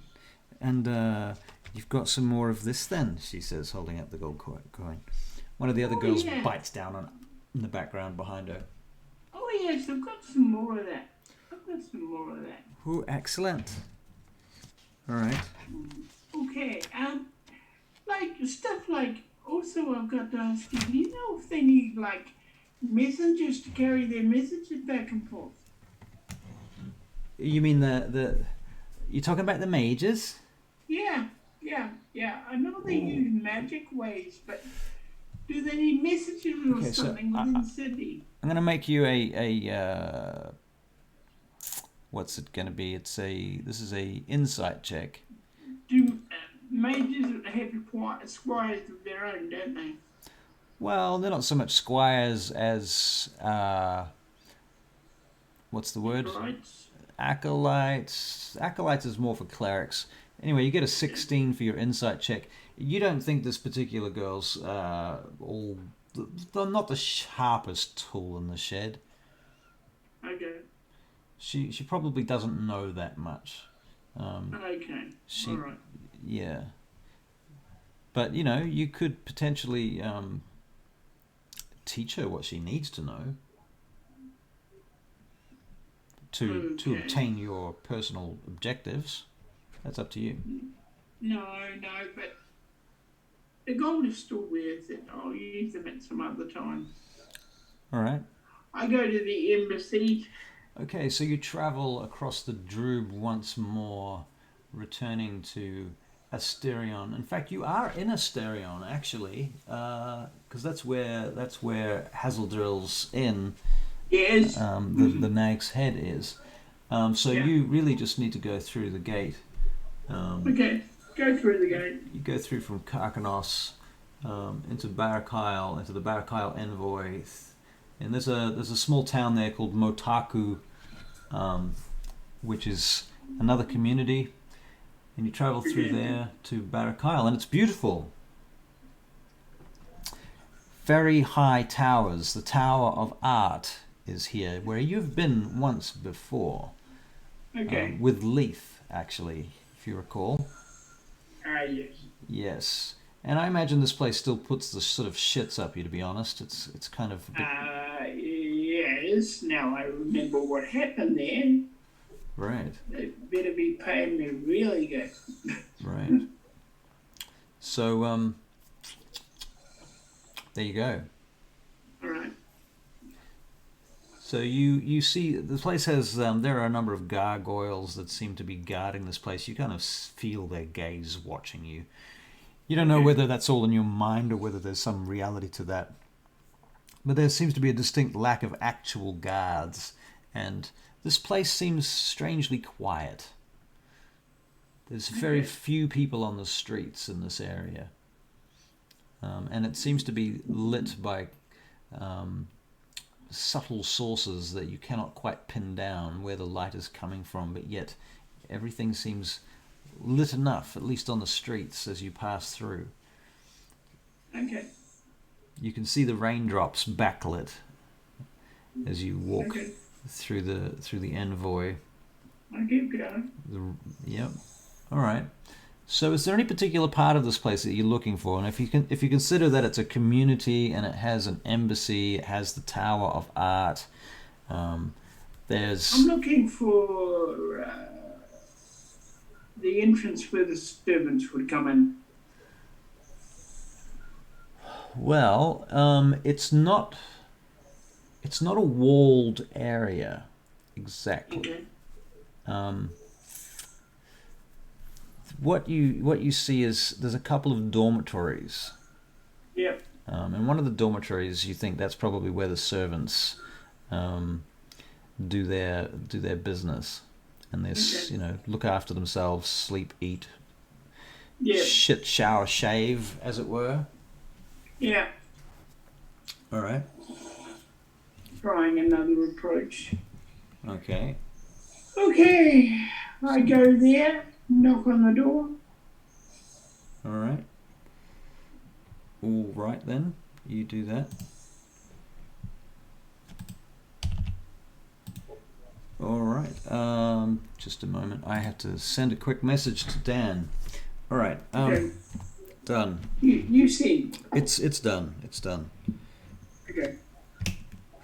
All right. So you go up and you knock on the door, and the door opens, and this fellow looks out, and he seems to be sort of wrapped up to the face. He has a turban on, and it's sort of wrapped around his face as well. So just his eyes are you can see, and he looks out through the entranceway into the street where you're standing. Yes. Sir, I wonder if you could help me. I'm looking for any kind of work, no matter how dirty or how, even if it's moving bodies or something, I don't care. I just need the money for my family. If you're looking for board, there are better places to try. You should try the Droob. We're not in the habit of taking strangers. You're not in the habit of taking strangers? No, I'm sure. Oh, I'm sorry. You were my only hope. Oh, Dan. Have you not tried the boarding houses in Droob? Well, they keep telling me I'm not what they're looking for. And why is that? All I want to do is mop a floor or something and get paid. Why is it so hard to get a job in this place? All right, we're going to make a performance check at this point to see how I really don't know. Oh, an 18 plus 1 is a 19. Mopping floors, you say? Oh, yes. I'll mop a floor. I'll do anything to make a crust. You have any other skills, young man? Oh, I have a few other skills. He looks around. And he names a few other skills. He says that he is an archer and he knows how to defend himself and things like that. Have you considered mercenary work then? Perhaps. I've tried that, my dear friend. I really have tried that. Why have they not taken you I then? don't trust them, They say that, things they're just not nice people. I mean, I tried working alone even, but I'm getting a bit too tired for that fighting world, It's very hard, that world. It's very hard, and my children need me at home occasionally. Oh, please do come in and stop talking. Oh, thank you, good sir. Very well, very well. I'll take you for 3 days, and then you need to be out of here, understand? Thank you. Thank you. Right. You'll see that down here there's the sick in the west, and these are the starved, and these are the poor. Understand? Oh, will you do yourself a good service, sir? And you'll look after them. You're going to clean and mop the floors here. You're going to take their soiled cloth and robes, and you're going to clean them in the wells and in the washboards behind. Understand? Yes, sir. In the morning, you're going to meet with, let me see now, Eileen. Eileen will help you. Eileen. Yes, sir. she will explain to you your duties. Eileen. Yes, sir. All right, then. And I suppose I should give you a room. For now, we don't have a room for you, so you'll have to sleep. I'll sleep anywhere you ask me to, sir. I'm just so happy you've done this thing for me. Shh, keep it down. Oh, I'm Keep it sorry, down. sir. It's been so long since I've had a good meal. Yes, well, the mess hall is at the far end of this corridor. You can see it there. Oh, I'd rather do some work and deserve my food. There'll be sir. food in the morning, and as I say, you'll need to speak with Eileen. She will organize everything. You tell her Ezob Tur, that is I, Ezob, sent you. All right. Do you understand? It's up to sir. Yes, sir. As you will, sir. Very well. Are we done? Oh, yes, sir. We're done. Very good then. Sleep well your night. Thank you, sir. He gives you the stare up and down, and you sort of feel this sense of being peered into a little. It's a little bit uncanny. Yeah. I expected all of that. All right. Okay, and Ezob Tur retires and retreats into the darkness, and you hear his footsteps going up the stairs.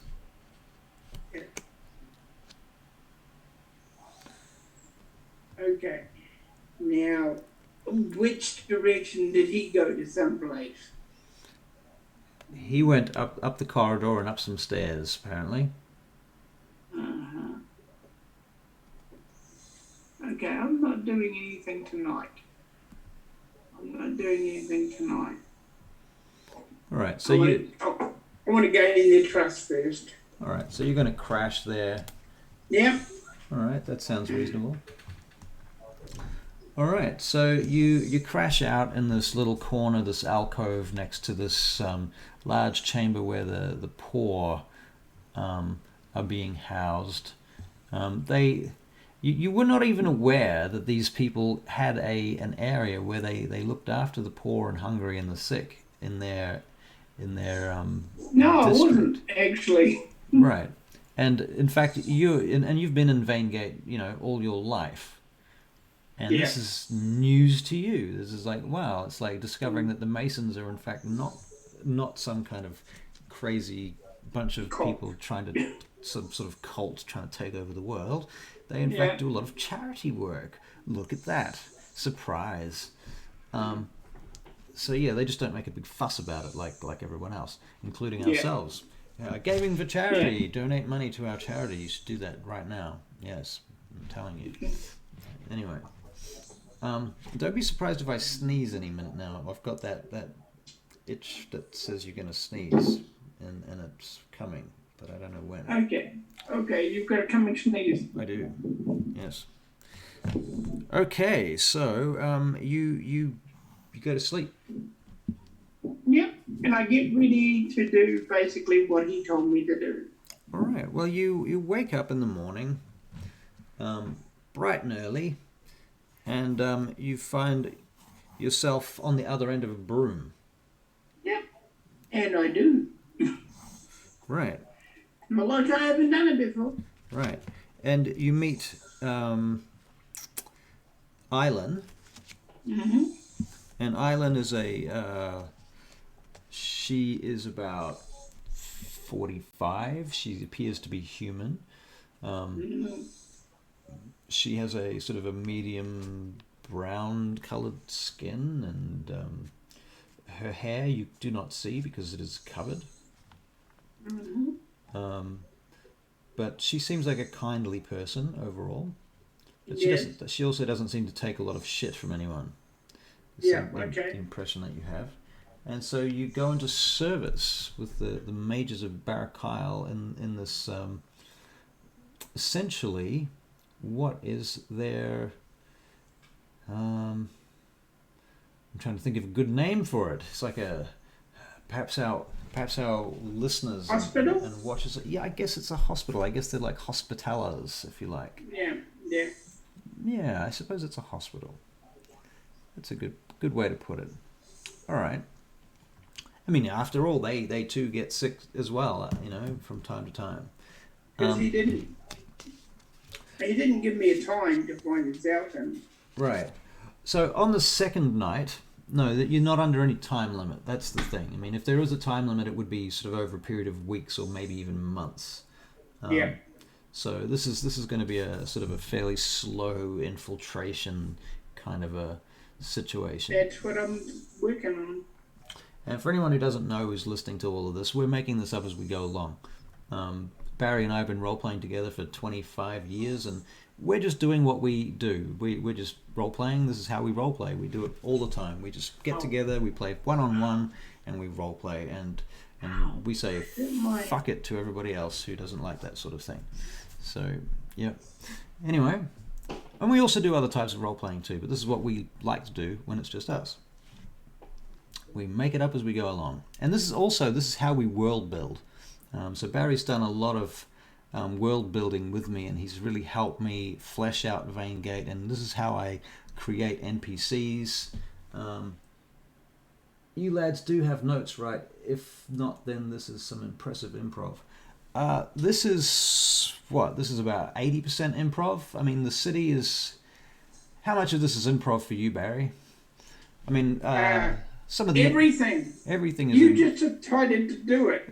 Well, we decided to do this evening, because I figured out how I could add videos from our video stream from Zoom into OBS and get it up on Twitch.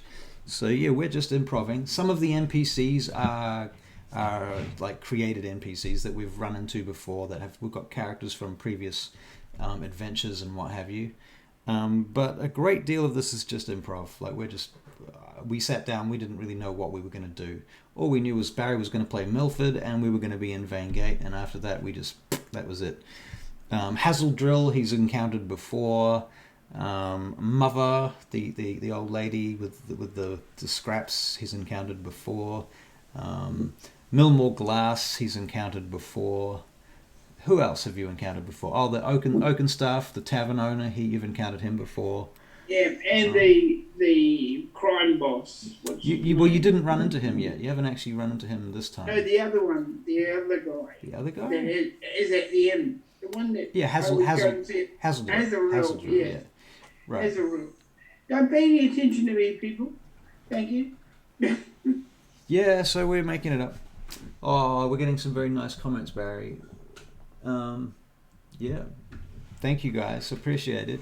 It's appreciated. And don't forget, this is all for charity. It is for charity. So, sign up do the thing. Anyway, whatever.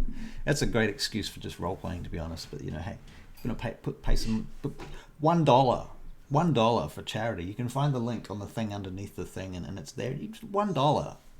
Tell them who it's for. It's for Gaming for Charity, which is Koru Kids New Zealand Koru Care New Zealand and Heart Kids New Zealand, for kids who have heart problems, holes in their hearts, anything like that, cardiovascular issues, and also kids living with terminal illnesses, and to help pay for their care and for their parents to assist them in looking after them. And they also do things like take them on like Make-A-Wish kind of charity, where they get to go somewhere like Disneyland or something like that before they die, that's the truth. It's pretty heartbreaking, honestly, but yeah, so hopefully we can raise some money for them. We haven't raised anywhere near as much as we would have liked to, but we've never done this before, so we're just getting started. We will get better at it. Maybe next time I'll even shave. All right, enough chit chat. Okay, I've got to get killed yet. Right. Okay. So what you're doing is you're infiltrating the mages of Barakyle. Good luck with that. Yes. Okay. So the first day passes, and you do a lot of sweeping and mopping and cleaning up after sick people who have been taken in off the streets. Yeah. You're not quite sure. At this point, you're sort of unsure as to why they looking after street people and bringing people in from the sick and the homeless.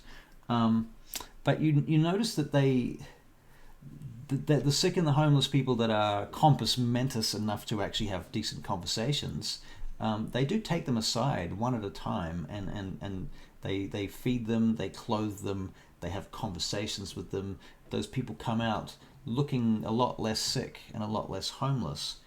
And after a couple of days, you begin to realize that they're actually recruiting people this way. There's also a kind of a they have a very systematic way of delivering their rhetoric to these people and getting them to believe Are they in them. brainwashing them by any I chance? wouldn't go so far as to say brainwashing, but yes. They're like the Scientologists. I mean, no offense to the Scientologists. I did some work for the Scientologists, actually. I did some acting work when I was in LA for the Scientologists, and they were the loveliest, most professional people I ever worked for in Los Angeles. But they certainly had a very specific agenda, which, if you agreed with it, then they might be the right people for you. And if you didn't agree with it, well, probably you shouldn't work with them. So, there you go. So there's sort of a similarity there. There's like they're not exactly a church, but they're a very powerful organization. Okay. So, yeah, and also you get the impression that what they're doing is they're testing people for magical latent talent. Magical capability. Right. Like recruiting soldiers almost. Kind of, maybe, possibly. Okay. And I mean, and also at the same time, you get the impression they're not recruiting like generals here. They're recruiting foot soldiers, Cannon fodder, if anything. Yeah. Mostly supporters, really. That's.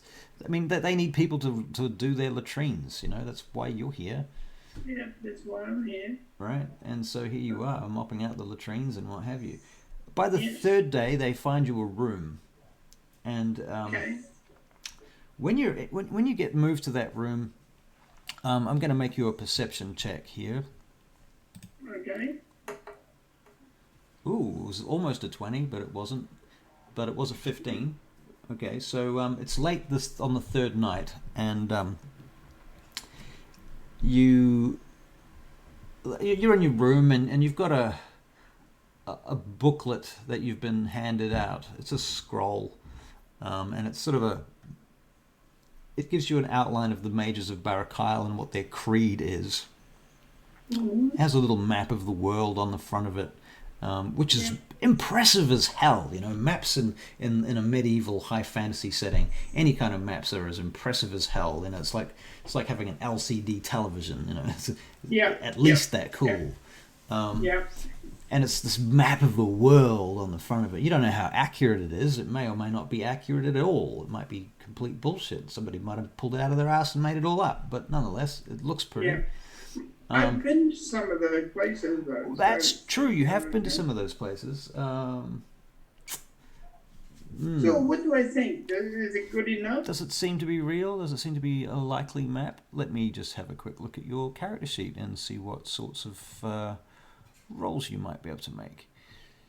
You reckon you could forge this map? You could make a copy of it. Okay. But as to its veracity and accuracy, we'll make an investigation check.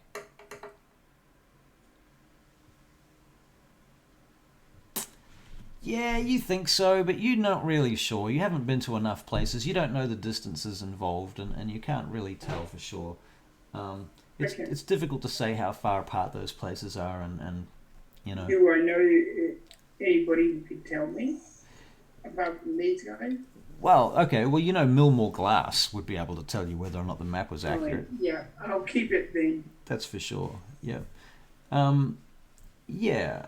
Yeah, I mean, basically, it speaks good things of the island of Barrackyle and their objectives to maintain peace and order in the world and to fight back the creatures of the Parkard Rift that Yes. seek to corrupt the world since the days of the Parkard Stone and the Cataclysm. You know, and they apparently, according to their pamphlet, they're you know, very kind to children and puppy dogs, and you know, It's all very fluffy. Yeah. They give So I read it all. right. They give away money. They, you know, do all the things that people See how I do it, taking it to memory. Okay. All right. So you're going to try and take it to memory. I'm going to make a flat out intelligence check just to see how well it sits in your brain. As you can see, we're using Dungeons and Dragons Beyond, or otherwise known as D&D Beyond. That's an 11. Yeah, you get the basic facts. You could do this again every day, and you know, in that way, after a couple of days, you could memorize the whole thing. I will memorize it every day. All right. So I can say it right. Oh, thank you, Game Mummy. Really appreciate your feedback and your she's propagandizing these poor souls, these poor sods in our stream, and telling them lies about how good we are. It's very kind of her. All right. And you should also sign up to the Game Mummy's channel too, because she does some very cool stuff. You know, she's got a very professional little channel over there. Not so little either. It's coming along. And she's only been on Twitch for like a week or a week and a half or something, and she's managed to make affiliates, so she's doing some good things. Unlike me, she'd be great to roleplay with. She would in fact be great to roleplay with. In fact, we've talked about that. We've talked about doing some sort of collaboration. Maybe we can do that. That would be cool. And she has a cool accent too. I think she's from. I could get this wrong, but I'm gonna say Eastern Europe, and we're going to narrow it down a little bit and say it's somewhere that ends with Avia, like something Avia. I can't remember. Anyway, I'm probably wrong. I don't want to make a fool of myself. That's right. She said I was Australian the other day. I couldn't. It's all right. You've already done that. Yeah. Oh, harsh but true. Okay.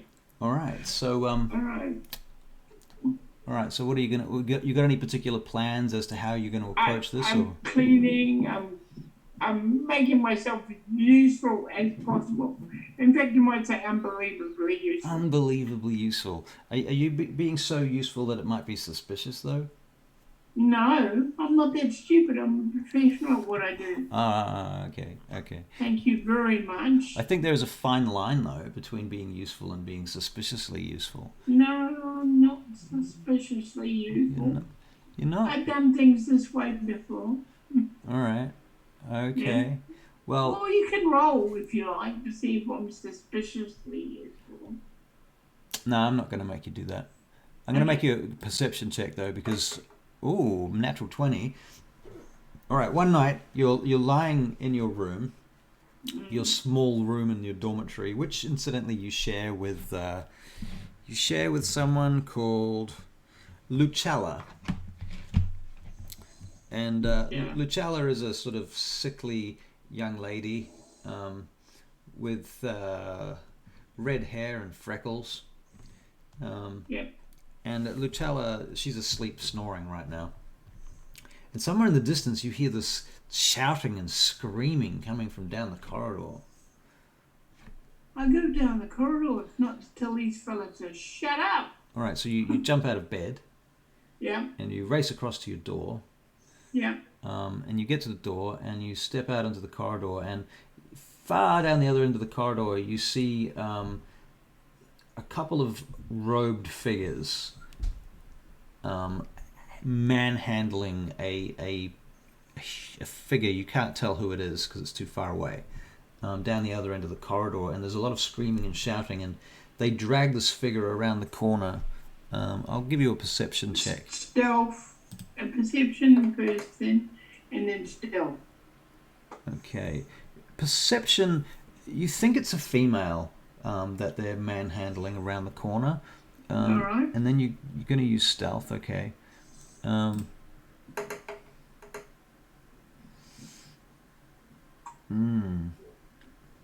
Okay. It's tricky. There's not a lot of places to hide from here because you came rushing out of your room into the corridor. No, it's all right, but I'll still be stealthy about it. Right. You think they looked and saw they you? might be trying to make a noise, but I'm not trying to make a noise. Right.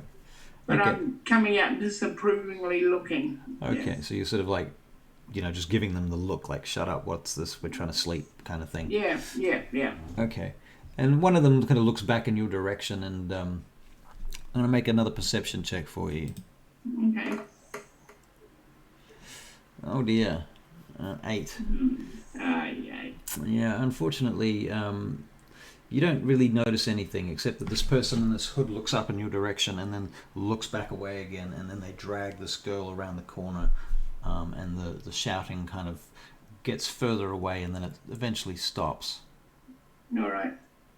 I'll, because it's unusual, it doesn't happen normally in life, I go around and say, what the heck, what do you think you're doing? Okay, well these guys are a good way up the corridor, right? They're a long way. I'll keep up with them. Okay, well they've gone around the corner. Yeah. Right? I'll go around the corner. Okay, well as you get around the corner, one of them stops and comes back towards you, basically trying to intercept you.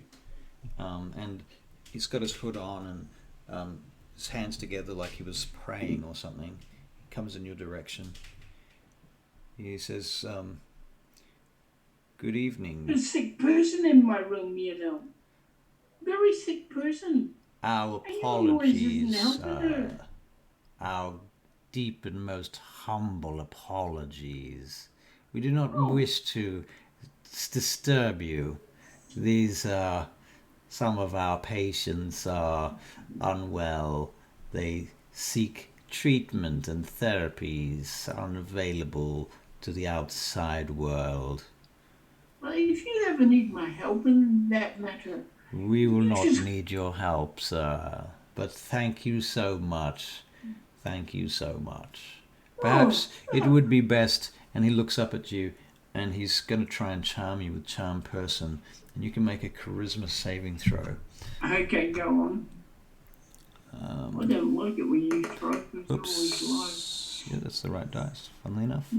Oh dear, it's a 4. Okay, you fail. And so you think this guy's what he's saying sounds perfectly legitimate. It's exactly, he seems like a really honest, authentic human being. I just leave. All right. I just leave. All right, and you find yourself back in your room. I'll go and see if she's alright. If that didn't bother her, or is she still asleep? She's asleep. Let's see if she's still asleep. Fast asleep. Fast asleep. Good. Make sure the blankets are over and she's cool. All right. Make sure, yeah. As you're doing that, she opens her eyes, and she looks up at you. You! What are you doing? Get off me! Get off me! Get off my bed now! Get off my bed! You fool. What are you doing on my bed? Just checking. There was somebody making noise out there. Oh, so you thought you'd get on my bed, did you? Is that what you thought? You thought that someone's making noise out there and you thought you'd get on my bed? I'm not on your bed, you silly fool. I'm by your bed. Can you not tell the difference between on the bed and by the bed? She sits up and looks at you and blinks for a moment. You've been dreaming again, haven't you? I did have a bad dream.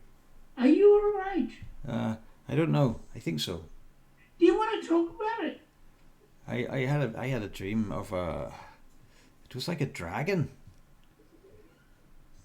What kind of dragon? I don't know exactly. It was a very dark dragon in the dream, and there were mountains and spires and clouds and oh, that's right. There's a whole fleet of dragons. I don't know what they were doing. Yes. Oh, fleet of dragon? It was a strange place. Did this dragon talk to you then? Oh no, it didn't talk to me. I'm not sure even that I was there, it's just that I could see it. Well, you lay down and you be calm now and go to sleep. Mm. Is there anything you need before you get to bed? I'm not sure I can sleep now. What's your name again? You've only been here one night. Oh, my name's Milford. Ah, yes, that's right. I remember now. You introduced yourself this afternoon while we were cleaning. That's right, yeah. Luchalla's my name. And where are you from? Milford Brixton. Where are you from? Oh, where I'm from here. You know, here, VAINGATE. VAINGATE. Oh, I'm yes. from VAINGATE, yeah. I see. I see. Well, I'm from Thrain and Balconard and several other places all at once. So what are you doing here? Looking for work. I was looking for work too. And it looks like you found it.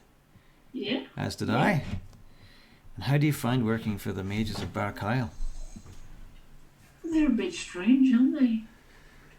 They're a bit strange, but they do pay the bills, don't they? They pay the wages. That's important. Yeah, and it's not for us to ask, is it really? No, I shouldn't ask them. I mean, as long as there's food on the table and a bed to sleep on and a roof over my head, nothing to complain about. I mean, you know, it doesn't matter that they do weird things like. It doesn't matter to me. What sort of weird things have you seen them doing? Do I remember what they just did a few minutes ago? Do you remember what they did a few minutes ago? Actually, I think I think that you do. I'm going to make an intelligence check to make sure. Yeah, I think you do. Yeah, you remember. Okay. It sort of just kind of comes back to you now. The charm wears off, and at this point you realise that there was a flash of light from this fellow's eyes when he spoke to you. His eyes glowed yellow briefly, golden even.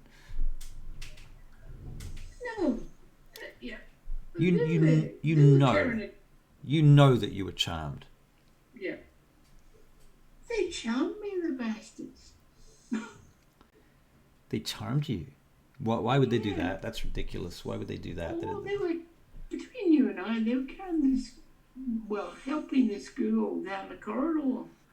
And she didn't look like she wanted to be helped down the corridor. What do you make of that then? Well, I don't know. But I figure it's none of my business. But, you know, it makes you wonder, doesn't it?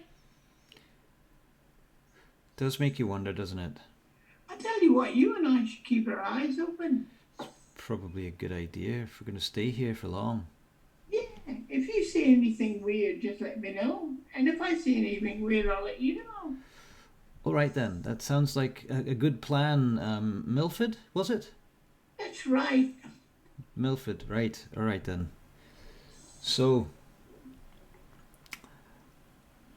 get some sleep, and you'll be right. So she climbs back up onto the bed. She sort of curls back up into her bunk. And she goes to sleep. Okay. And you lay there for a while. I'm trying to figure if I should just mosey on down that corridor, actually. Okay. Right. I'm gonna use my stealth. Okay. And start heading down that corridor if there's no one around. All right. So you get up, and you're going to make a stealth check just to get out of the room first of all. Yeah. Yep. Okay. You get out of the room very quietly. You manage to lightfoot your way out. What are you wearing? What are you carrying? What do you look like? I'm carrying all my stuff. All your stuff. Yes, because if I get caught here, I'm going to get caught. Okay. So you've got your weapons. Yeah. The whole shebang. All right. Yeah. So you're carrying a short sword, a short bow. Yeah. 2 daggers. Yeah. And a... okay. All right. And a sneak attack. You're carrying your sneak attack. Yes. Don't forget that. All right. I haven't. No, good. You've also got in your your stuff disguise kit, forgery kit, a poisoner's kit, and a thieves' tool box. Yeah. All right. Just making sure. Okay, and don't forget I've got those things I can put on the floor. Like caltrops? Yeah. All right. Okay, so you are in the corridor and you get to the corner. It's very, very quiet. And there's just a little flickering of light from what seems to be candles coming from up the corridor, around the corner and up the corridor. You can see the stairs that head up to the next floor. They're stone stairs. Okay. And the end of the building culminates in a small stone tower. Okay. Make my way carefully. All right. You get to the stairs. Nothing happens in that incident, in that space between the corner and the stairs leading into the base of the tower. Look at the stairs, even though I couldn't tell if it was magic. I look at the stairs and I wonder if this is somewhere. Well, you can make an Arcana check. Yeah. Oh, Arcana. All right. You can make an Arcana check, but you might not succeed at it. You get a 7. I'm so doing well tonight. You can see that the stairs are inlaid with writing, but you cannot tell whether it's magical or whether it's. For all you know, it could say, Tom Cruise and John Travolta, and it could be the stars on the. You know what I'm saying. It could be anything. Yeah. Doesn't necessarily mean it's magical. I try not to step on the writing itself. All right. Okay, that makes sense. Okay. All right. So you're going to try and walk up the stairs without and avoid any actual writing, basically, as you go up the stairs. Use a kind of parkour.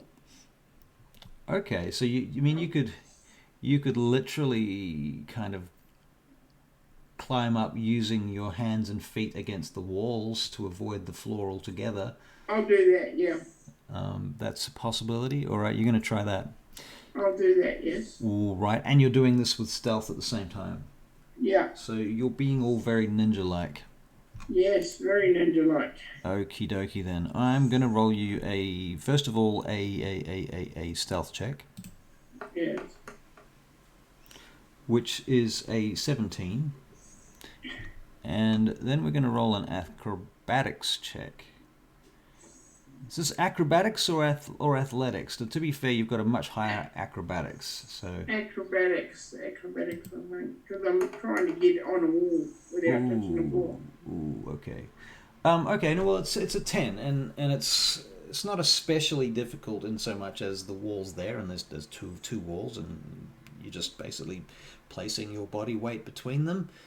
So it doesn't require any enormous technical skill. So you managed to go up a flight of stairs vertically, and you get to the next level, and you see 3 doors. Oh, those doors are going to have magic shit all over them. Oh, sorry, people, I didn't mean to say that. I mean, they're going to have magic stuff all over them. Magic stuff, yes. That dirty magic stuff.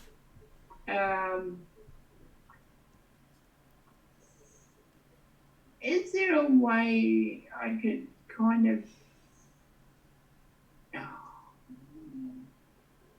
I don't suppose they've got little alcoves anywhere, have they? Alcoves, yes, they do have alcoves, in fact. What sort of alcoves are you looking for? There's little statue alcoves.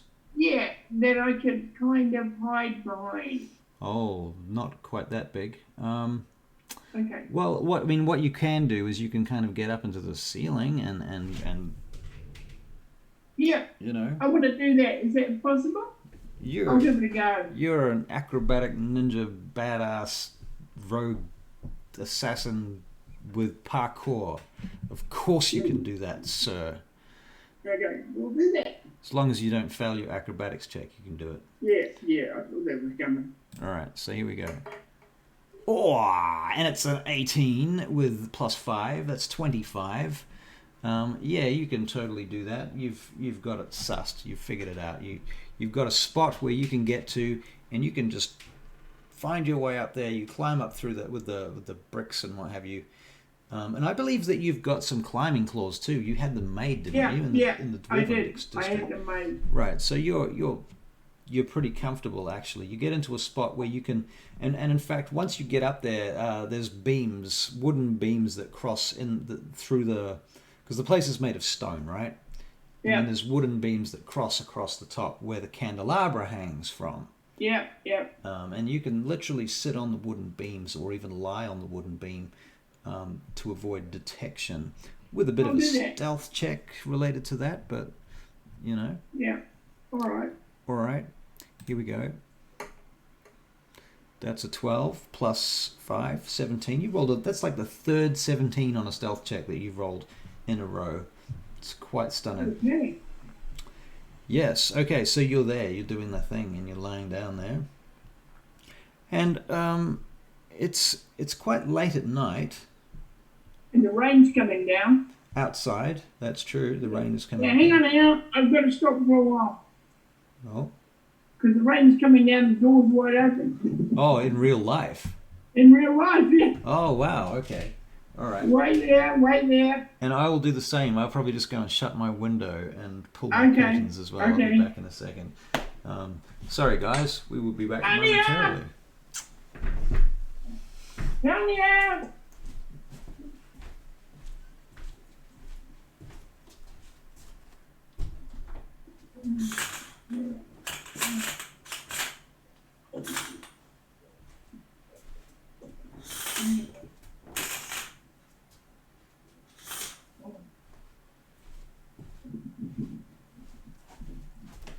Can you shut the door?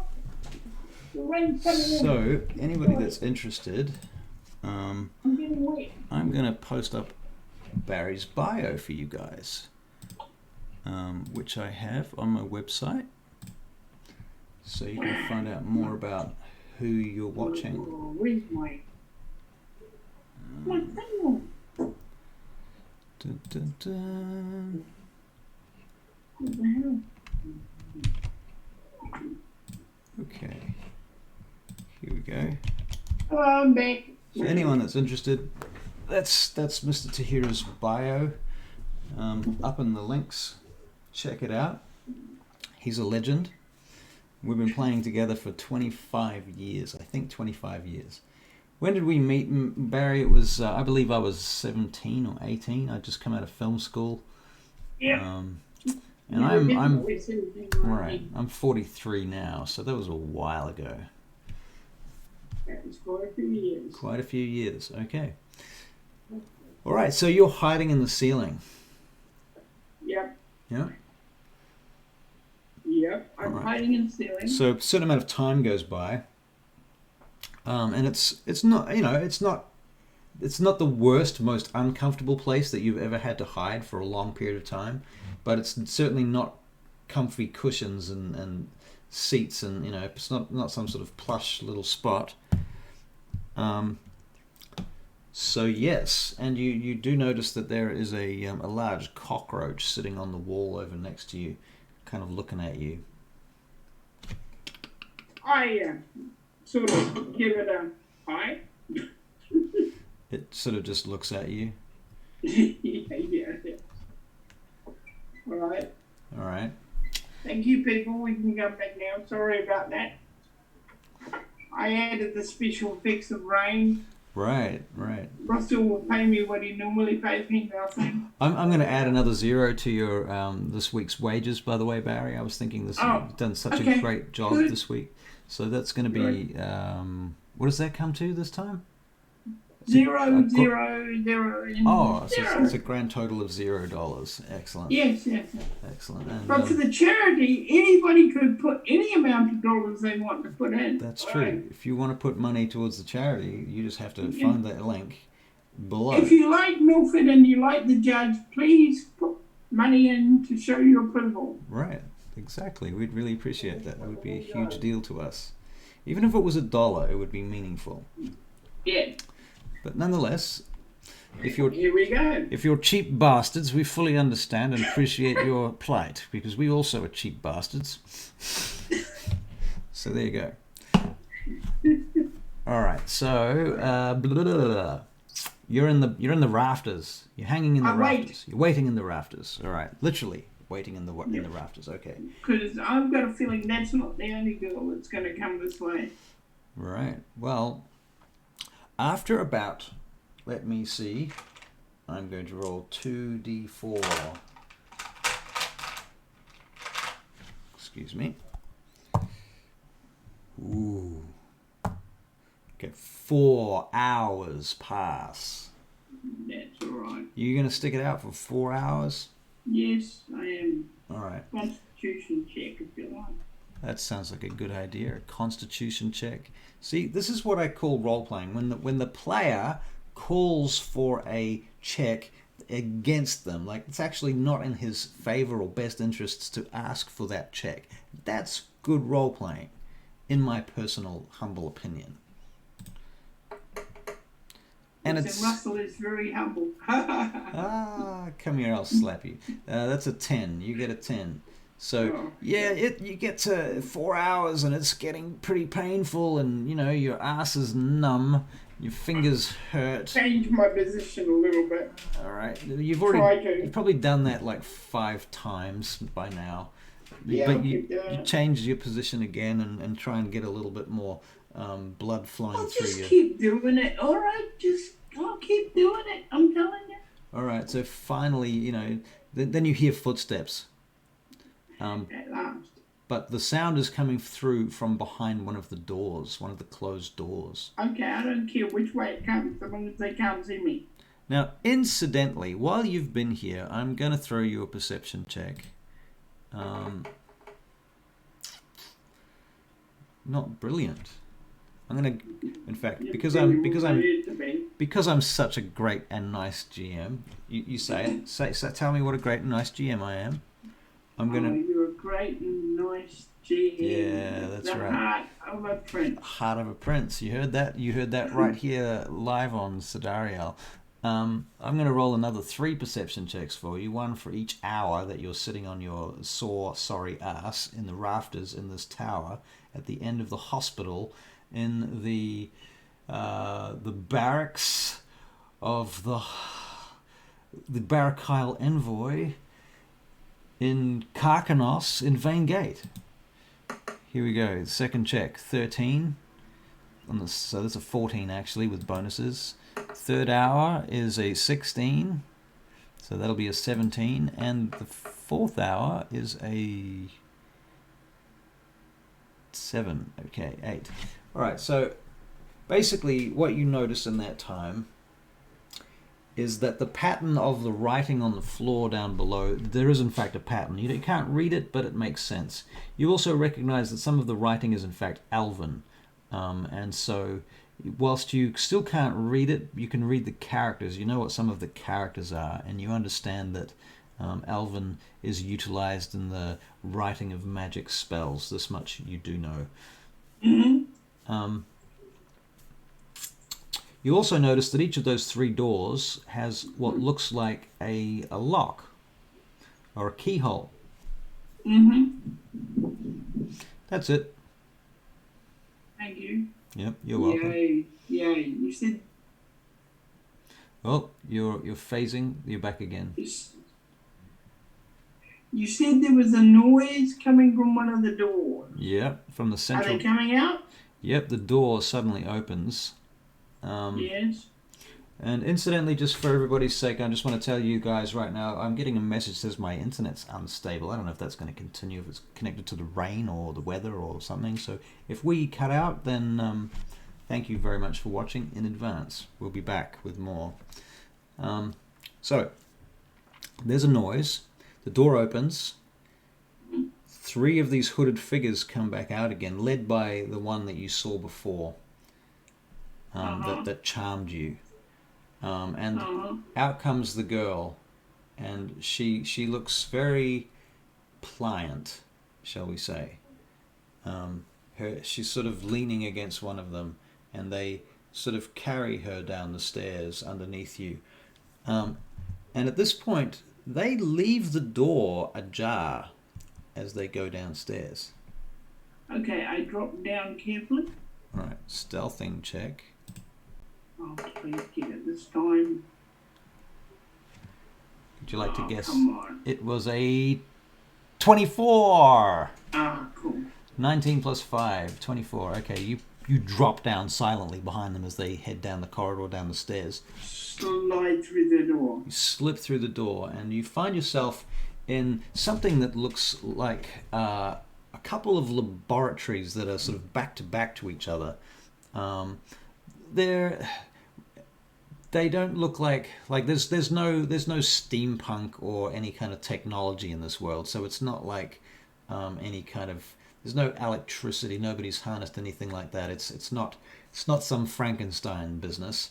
It's very much a kind of more dark agey kind of apothecaries situation. Maybe a little bit of alchemy going on. You know, there's a few mortars and pestles and bottles and tubes and this kind of stuff. There's certainly a large number of books and scrolls about the place, and there's some diagrams and this kind of thing. And there's an altar.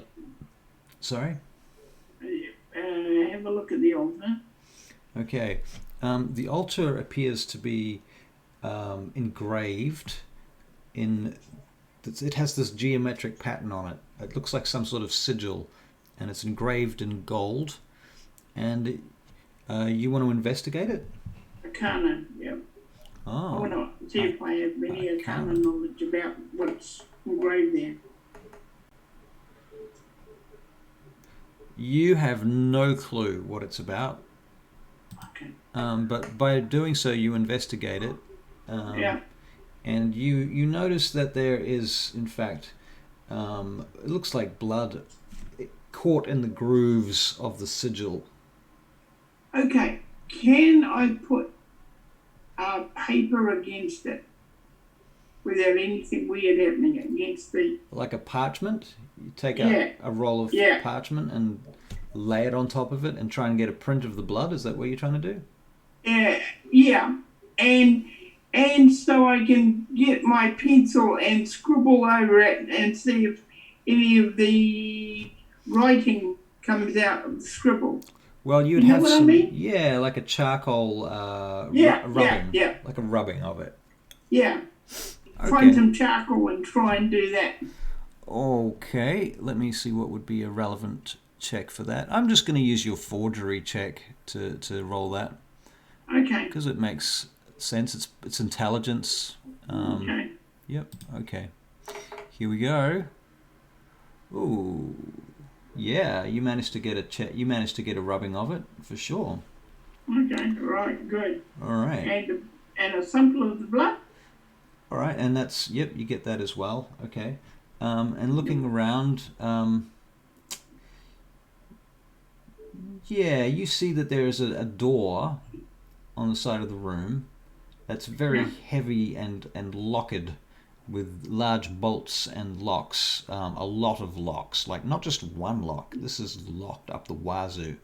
And you immediately have the impression, although I'm going to make an Arcana check for you just because I can. 12 plus 1, 13. You know it's magical. This lock has got to be magical. It's covered in runes and sigils. Okay. And it's, I haven't got art, but can I try and draw the door? yeah, I think you can. I'm going to make an Arcana check again to see see if you can draw it accurately to that specification. Okay. Yeah. Wow, actually you got a 17, so it seems like a pretty good depiction to you. Okay, and some of their paperwork, has it got drawings in it? Yeah, there's books and things. You can't read even the titles of them because they're all in a different language. But we can make The it. front of the book, can I Yep. Can I scribble on that one too to make so they'll know what the front of the book is? All right. You can do that. I'm just holding up my hourglass now, just so that you have an idea of how much time you have to give me ideas of what you're going to do. So think fast. I screech the thing. All right, you do that. So if I take it to somebody, they'll know maybe what the book was. Yep, you do a rubbing. You do a rubbing of the book. Okay, all right. The book rubbing is a bit rough. Okay, because I'm quickly going to get out of there now. Okay. I take to memory anything I read. All right, I'll give you Can we roll for that? Intelligence check. Yeah. Ooh. If the pressure is getting to you and you're tired and your ass hurts from sitting on that beam. Okay. All right, fair enough. All right, I've got stuff. All right. Now, tonight, I'm going to make my way out very quickly. Okay. Because I must have Francis in the barn somewhere. Where do you go to? Like, I go the long way round to the person that wanted me to get the information. So wait, how do you get out of the tower first? I go through the servant entrance. Okay, well, first of all, you came up a set of stairs, right? Oh, no, I'll do that. Hang on. I know what you mean. Sorry. I'll go the same way I came up. All right. So you go down the stairs. Yeah. And as without touching, by the wall. As you're descending the stairs, you roll a perception check. And you come around a corner, and there's 3 Barakyle mages standing in front of you, and they look at you because you were not expecting them, because you didn't hear them coming. Okay. And they stop. You, what are you doing here? State your business, sir. Well, let me put it this way. I've been helping here, and yes, I'm lost. You're lost. Well, you are clearly in the wrong part of this establishment. No, it can't be. This must be the right part. These halls are forbidden. No, they're the bedroom. I saw him earlier, my lord. He is the one that tried to come to the aid of... he says a name in hushed whispers. You can't make out the name. Okay, this is a parkour time. Do we need to... yes. As soon as he says, do we need to, he does parkour. Okay, so you're running and jumping and climbing trees, basically. Yeah. Okay. Because they're not made for that sort of business. All right, so we're going to roll initiative. Okay. So your initiative is... And I'm keeping my eyes away from them because I do. Okay, so you get a 15 on initiative.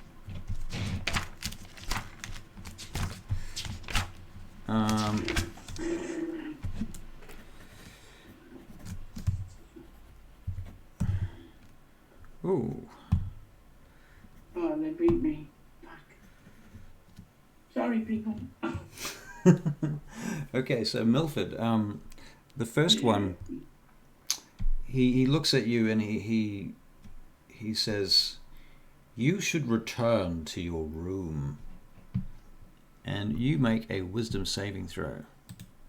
Okay, Oh, it was almost a 20. Oh, man. Okay. He cast suggestion upon you. And so you feel rather compelled to do what he says. Now, I'm just going to double check what suggestion's exact specifications are.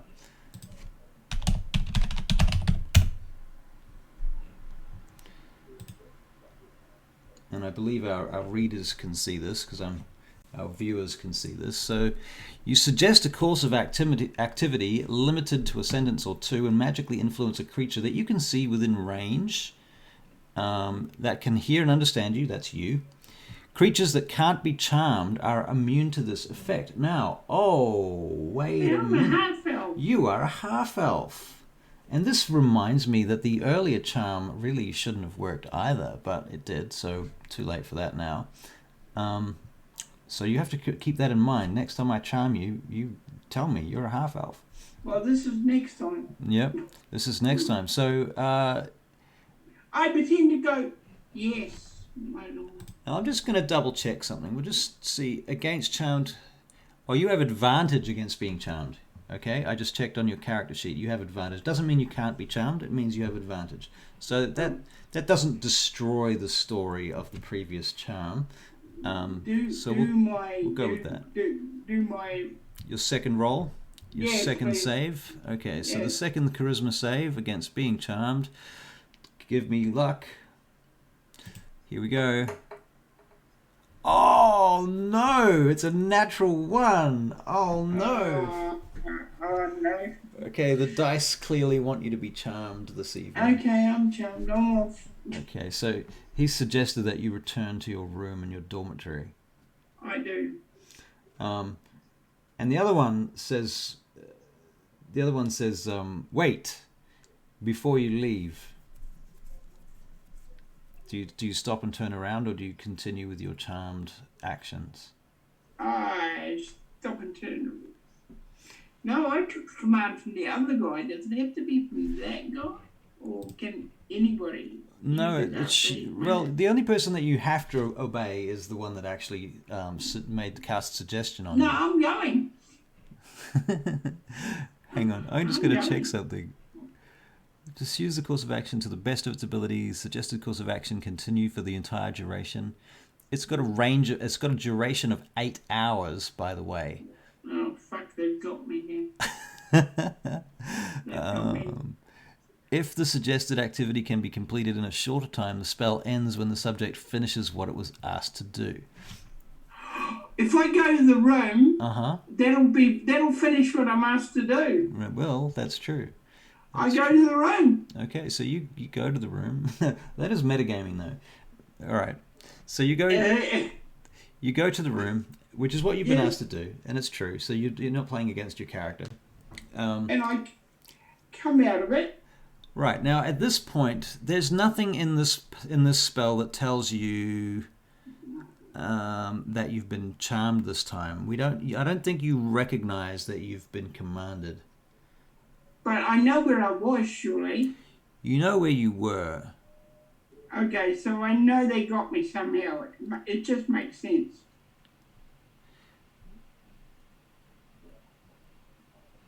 Yeah, I'm just checking the spell. I can't see any evidence of anything that says otherwise, anything that suggests that you would know that you were suggested to. But that being said, you know what you were doing previously, and you come back in and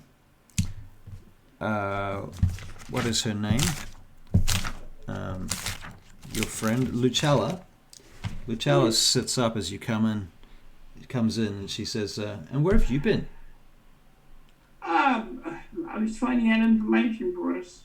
Hang on, let me get into the character. I was finding out information for us, and now I'm here. Finding out information for us? Like what kind of information? Like where have you been? Like what are you doing?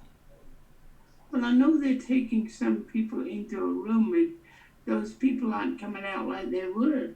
What do you mean by that? Well, it's like they don't have a mind of their own now. Well, that doesn't sound very good, does it? No. Surely that can't be right. I mean, these people, they've fed us, they've clothed us, they've given us housing, they've got a roof over our head. They're not... And they've turned us into... Well, it looked like they turned that girl into zombie. Why? Almost a zombie-like. Why would they... Almost a zombie-like.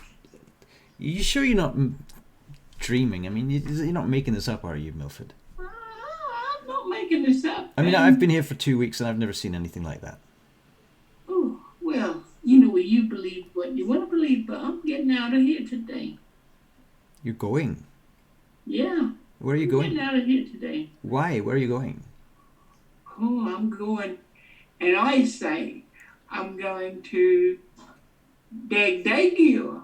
Dagdagill. You can't go to... What? That's on the other side of the world. Are you out of your mind? You can't go to Dagdagill. That's crazy. I'm getting as far away from here as I possibly can. All right, then. Well, I'm coming with you, because I'm not staying here by myself. All right, then. Have we got a window?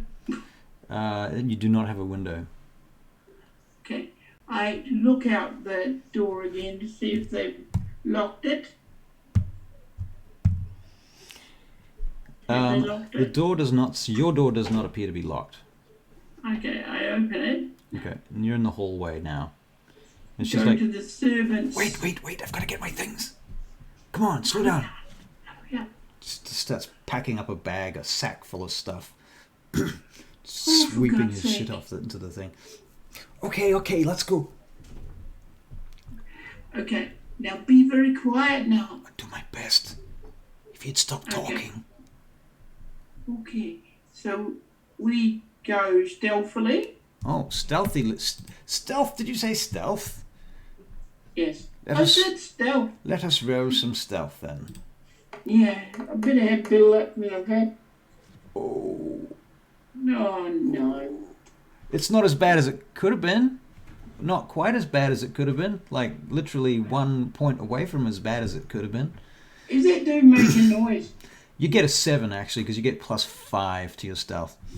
Okay. And it's, I'm going to say it's because you're dealing with Luchala, and she's not especially stealthy, and she trips over and her bag drops on the floor, and you notice that all the silverware that was in your room comes tumbling out, like the candelabra, the candlestick holder, comes out and bounces across the floor. Ding, ding, ding, ding, ding, ding, ding, ding, ding. Could you leave that all behind? Come on, let's go. Okay, so you guys just start running. Yeah. All right, so you pelt down the corridor. She actually picks it up as you go, because she just can't quite leave it behind. And you see her eyes kind of big about that. And you get to the corner and you wheel around the corner, make a perception check. Oh, okay, go on. A 6 plus 1 is 7. Okay. All right, so you're not aware of anything, so you keep heading down, and we'll make an athletics check to get to the doors. Yeah. Lucella needs to make a perception check. She goes, shh, there's somebody up there. Alt. I can hear them. Can you hear? Listen. I don't know how many there are. Okay, I move stealthily. I tell her to wait there. All right. And I move stealthily down. All right, stealth check coming up. And this time, please. No, don't Why tell are me. you rolling so badly tonight? Well, it's because I'm It's rolling. probably because you're Probably because rolling. I'm rolling for you. That's why. Okay. Okay. Anyway, all right. it was an 8. Not brilliant. Not brilliant. It wasn't awful, but not brilliant. Brilliant. Okay. And you hear Zabasius? Zabasius, is that you? And then you hear one moment. No, Ravali, I'm not here. It is not I. It is not Zabasius. I'm here. Then who's up there? Of course, you guys don't answer, I assume, unless you're No. gonna. Right. I walk backwards, back up carefully. Okay, so So you're if he comes round that corner, he won't see me. all right. Stealthing again. What will be the number of thine stealthing? Oh man, can you roll something better than a 9? You want me to do it? Ever used Roll20? I've used Roll20 a little bit. Yeah, Roll20 is a bit problematic for us, mostly because, well, Barry, you can tell them why. It's up to you if you want. But No, you tell me what. okay, well, the truth is Barry's a bit blind, and trying to get on the Roll20 is a bit of a problem for us. So we don't do that. This is much better for us. We can see each other, we can bounce off each other with a bit of chemistry, and we've got bigger Yeah. screens and stuff. I mean, you guys are seeing the small screens on the stream, but we're looking at much bigger screens. so we can see each other and kind of bounce off each other in that way. So all the fancy gizmos on Roll20 are kind of wasted on us. If you look at me, you'll see that one eye is a little bit destroyed. Right. One of my eyes is a little bit destroyed, you see. And I can't see very well at all. Yeah. So there's that. Okay, now remind me, what were we doing? You were... I'm backing off. You were backing off, right. So you did a stealth check. Okay. Yeah. All right. So you start hearing footsteps coming up in your direction at this point. All right. And you see this light come up. Whoa. And you see this golden light sort of pour out around the corner, and the shadow of a figure walking with the light surrounding him or her. Ethan, I walk round. Evening. The figure steps out. You again? Why are you not in your room? Well, I was told to send a message. Hang on a second. Looks confused. Can I just go and do my job, sir? Thank you very much. It was the big guy. You know the big guy with the fancy clothing? Huh? The big guy with the fancy clothing, and I keep going past him while I'm talking. Okay. You know, the big one. Sell. Okay, so you get past him and around the corner. Yeah. And the figure keeps walking in the direction that you came from, towards Lucella. No. Oh, don't worry. Nutella's up there. She's coming to help me. Nutella, will you hurry up and get down, girl? She comes running down. Oh, yes. She's got her bag with her, and she's carrying it. You guys are both going to make deception checks at this point. Okay. And I keep calm. Oh, my God. Keep going. I'm going. Lucella manages to make it past you, and she runs forward and around the corner. Okay, I keep going now. I know she's safe. I just go And the other calmly. the other one, you feel a hand on your shoulder as you turn towards the door, away from him. I'm not looking in anybody's eyes at all. Uh-huh. So I keep going because I've got a job to do. I'm sorry, sir, but I've got to deliver this message. If I don't, you'll whip me something, you know. Thank you very much. So Could you tell him I'm on my way? Thank you very much. It's nice to know you. Bye. I get going. okay, one moment, please.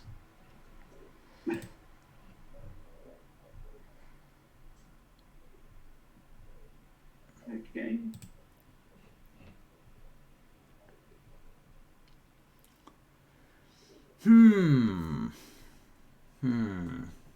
What? What are you thinking at this point? I'm thinking I'm going to my donkey and I'm going to deliver this message. I believe this. Why are you thinking that? Because that's what I'm telling him. And if he's looking in my head, that's what I want him to be seeing. I'm thinking. You've played too much Vampire the Masquerade. I just don't trust anybody. Let's put it that way. I play too much Vampire the Masquerade with you. Okay, it's a wisdom saving throw. With advantage. You wish it was with advantage. Okay, go on. Oh, but you succeed with an 18. Oh, that's freaking lucky, because you really needed to succeed that saving throw, because that was about to be big trouble in Little China, my friend.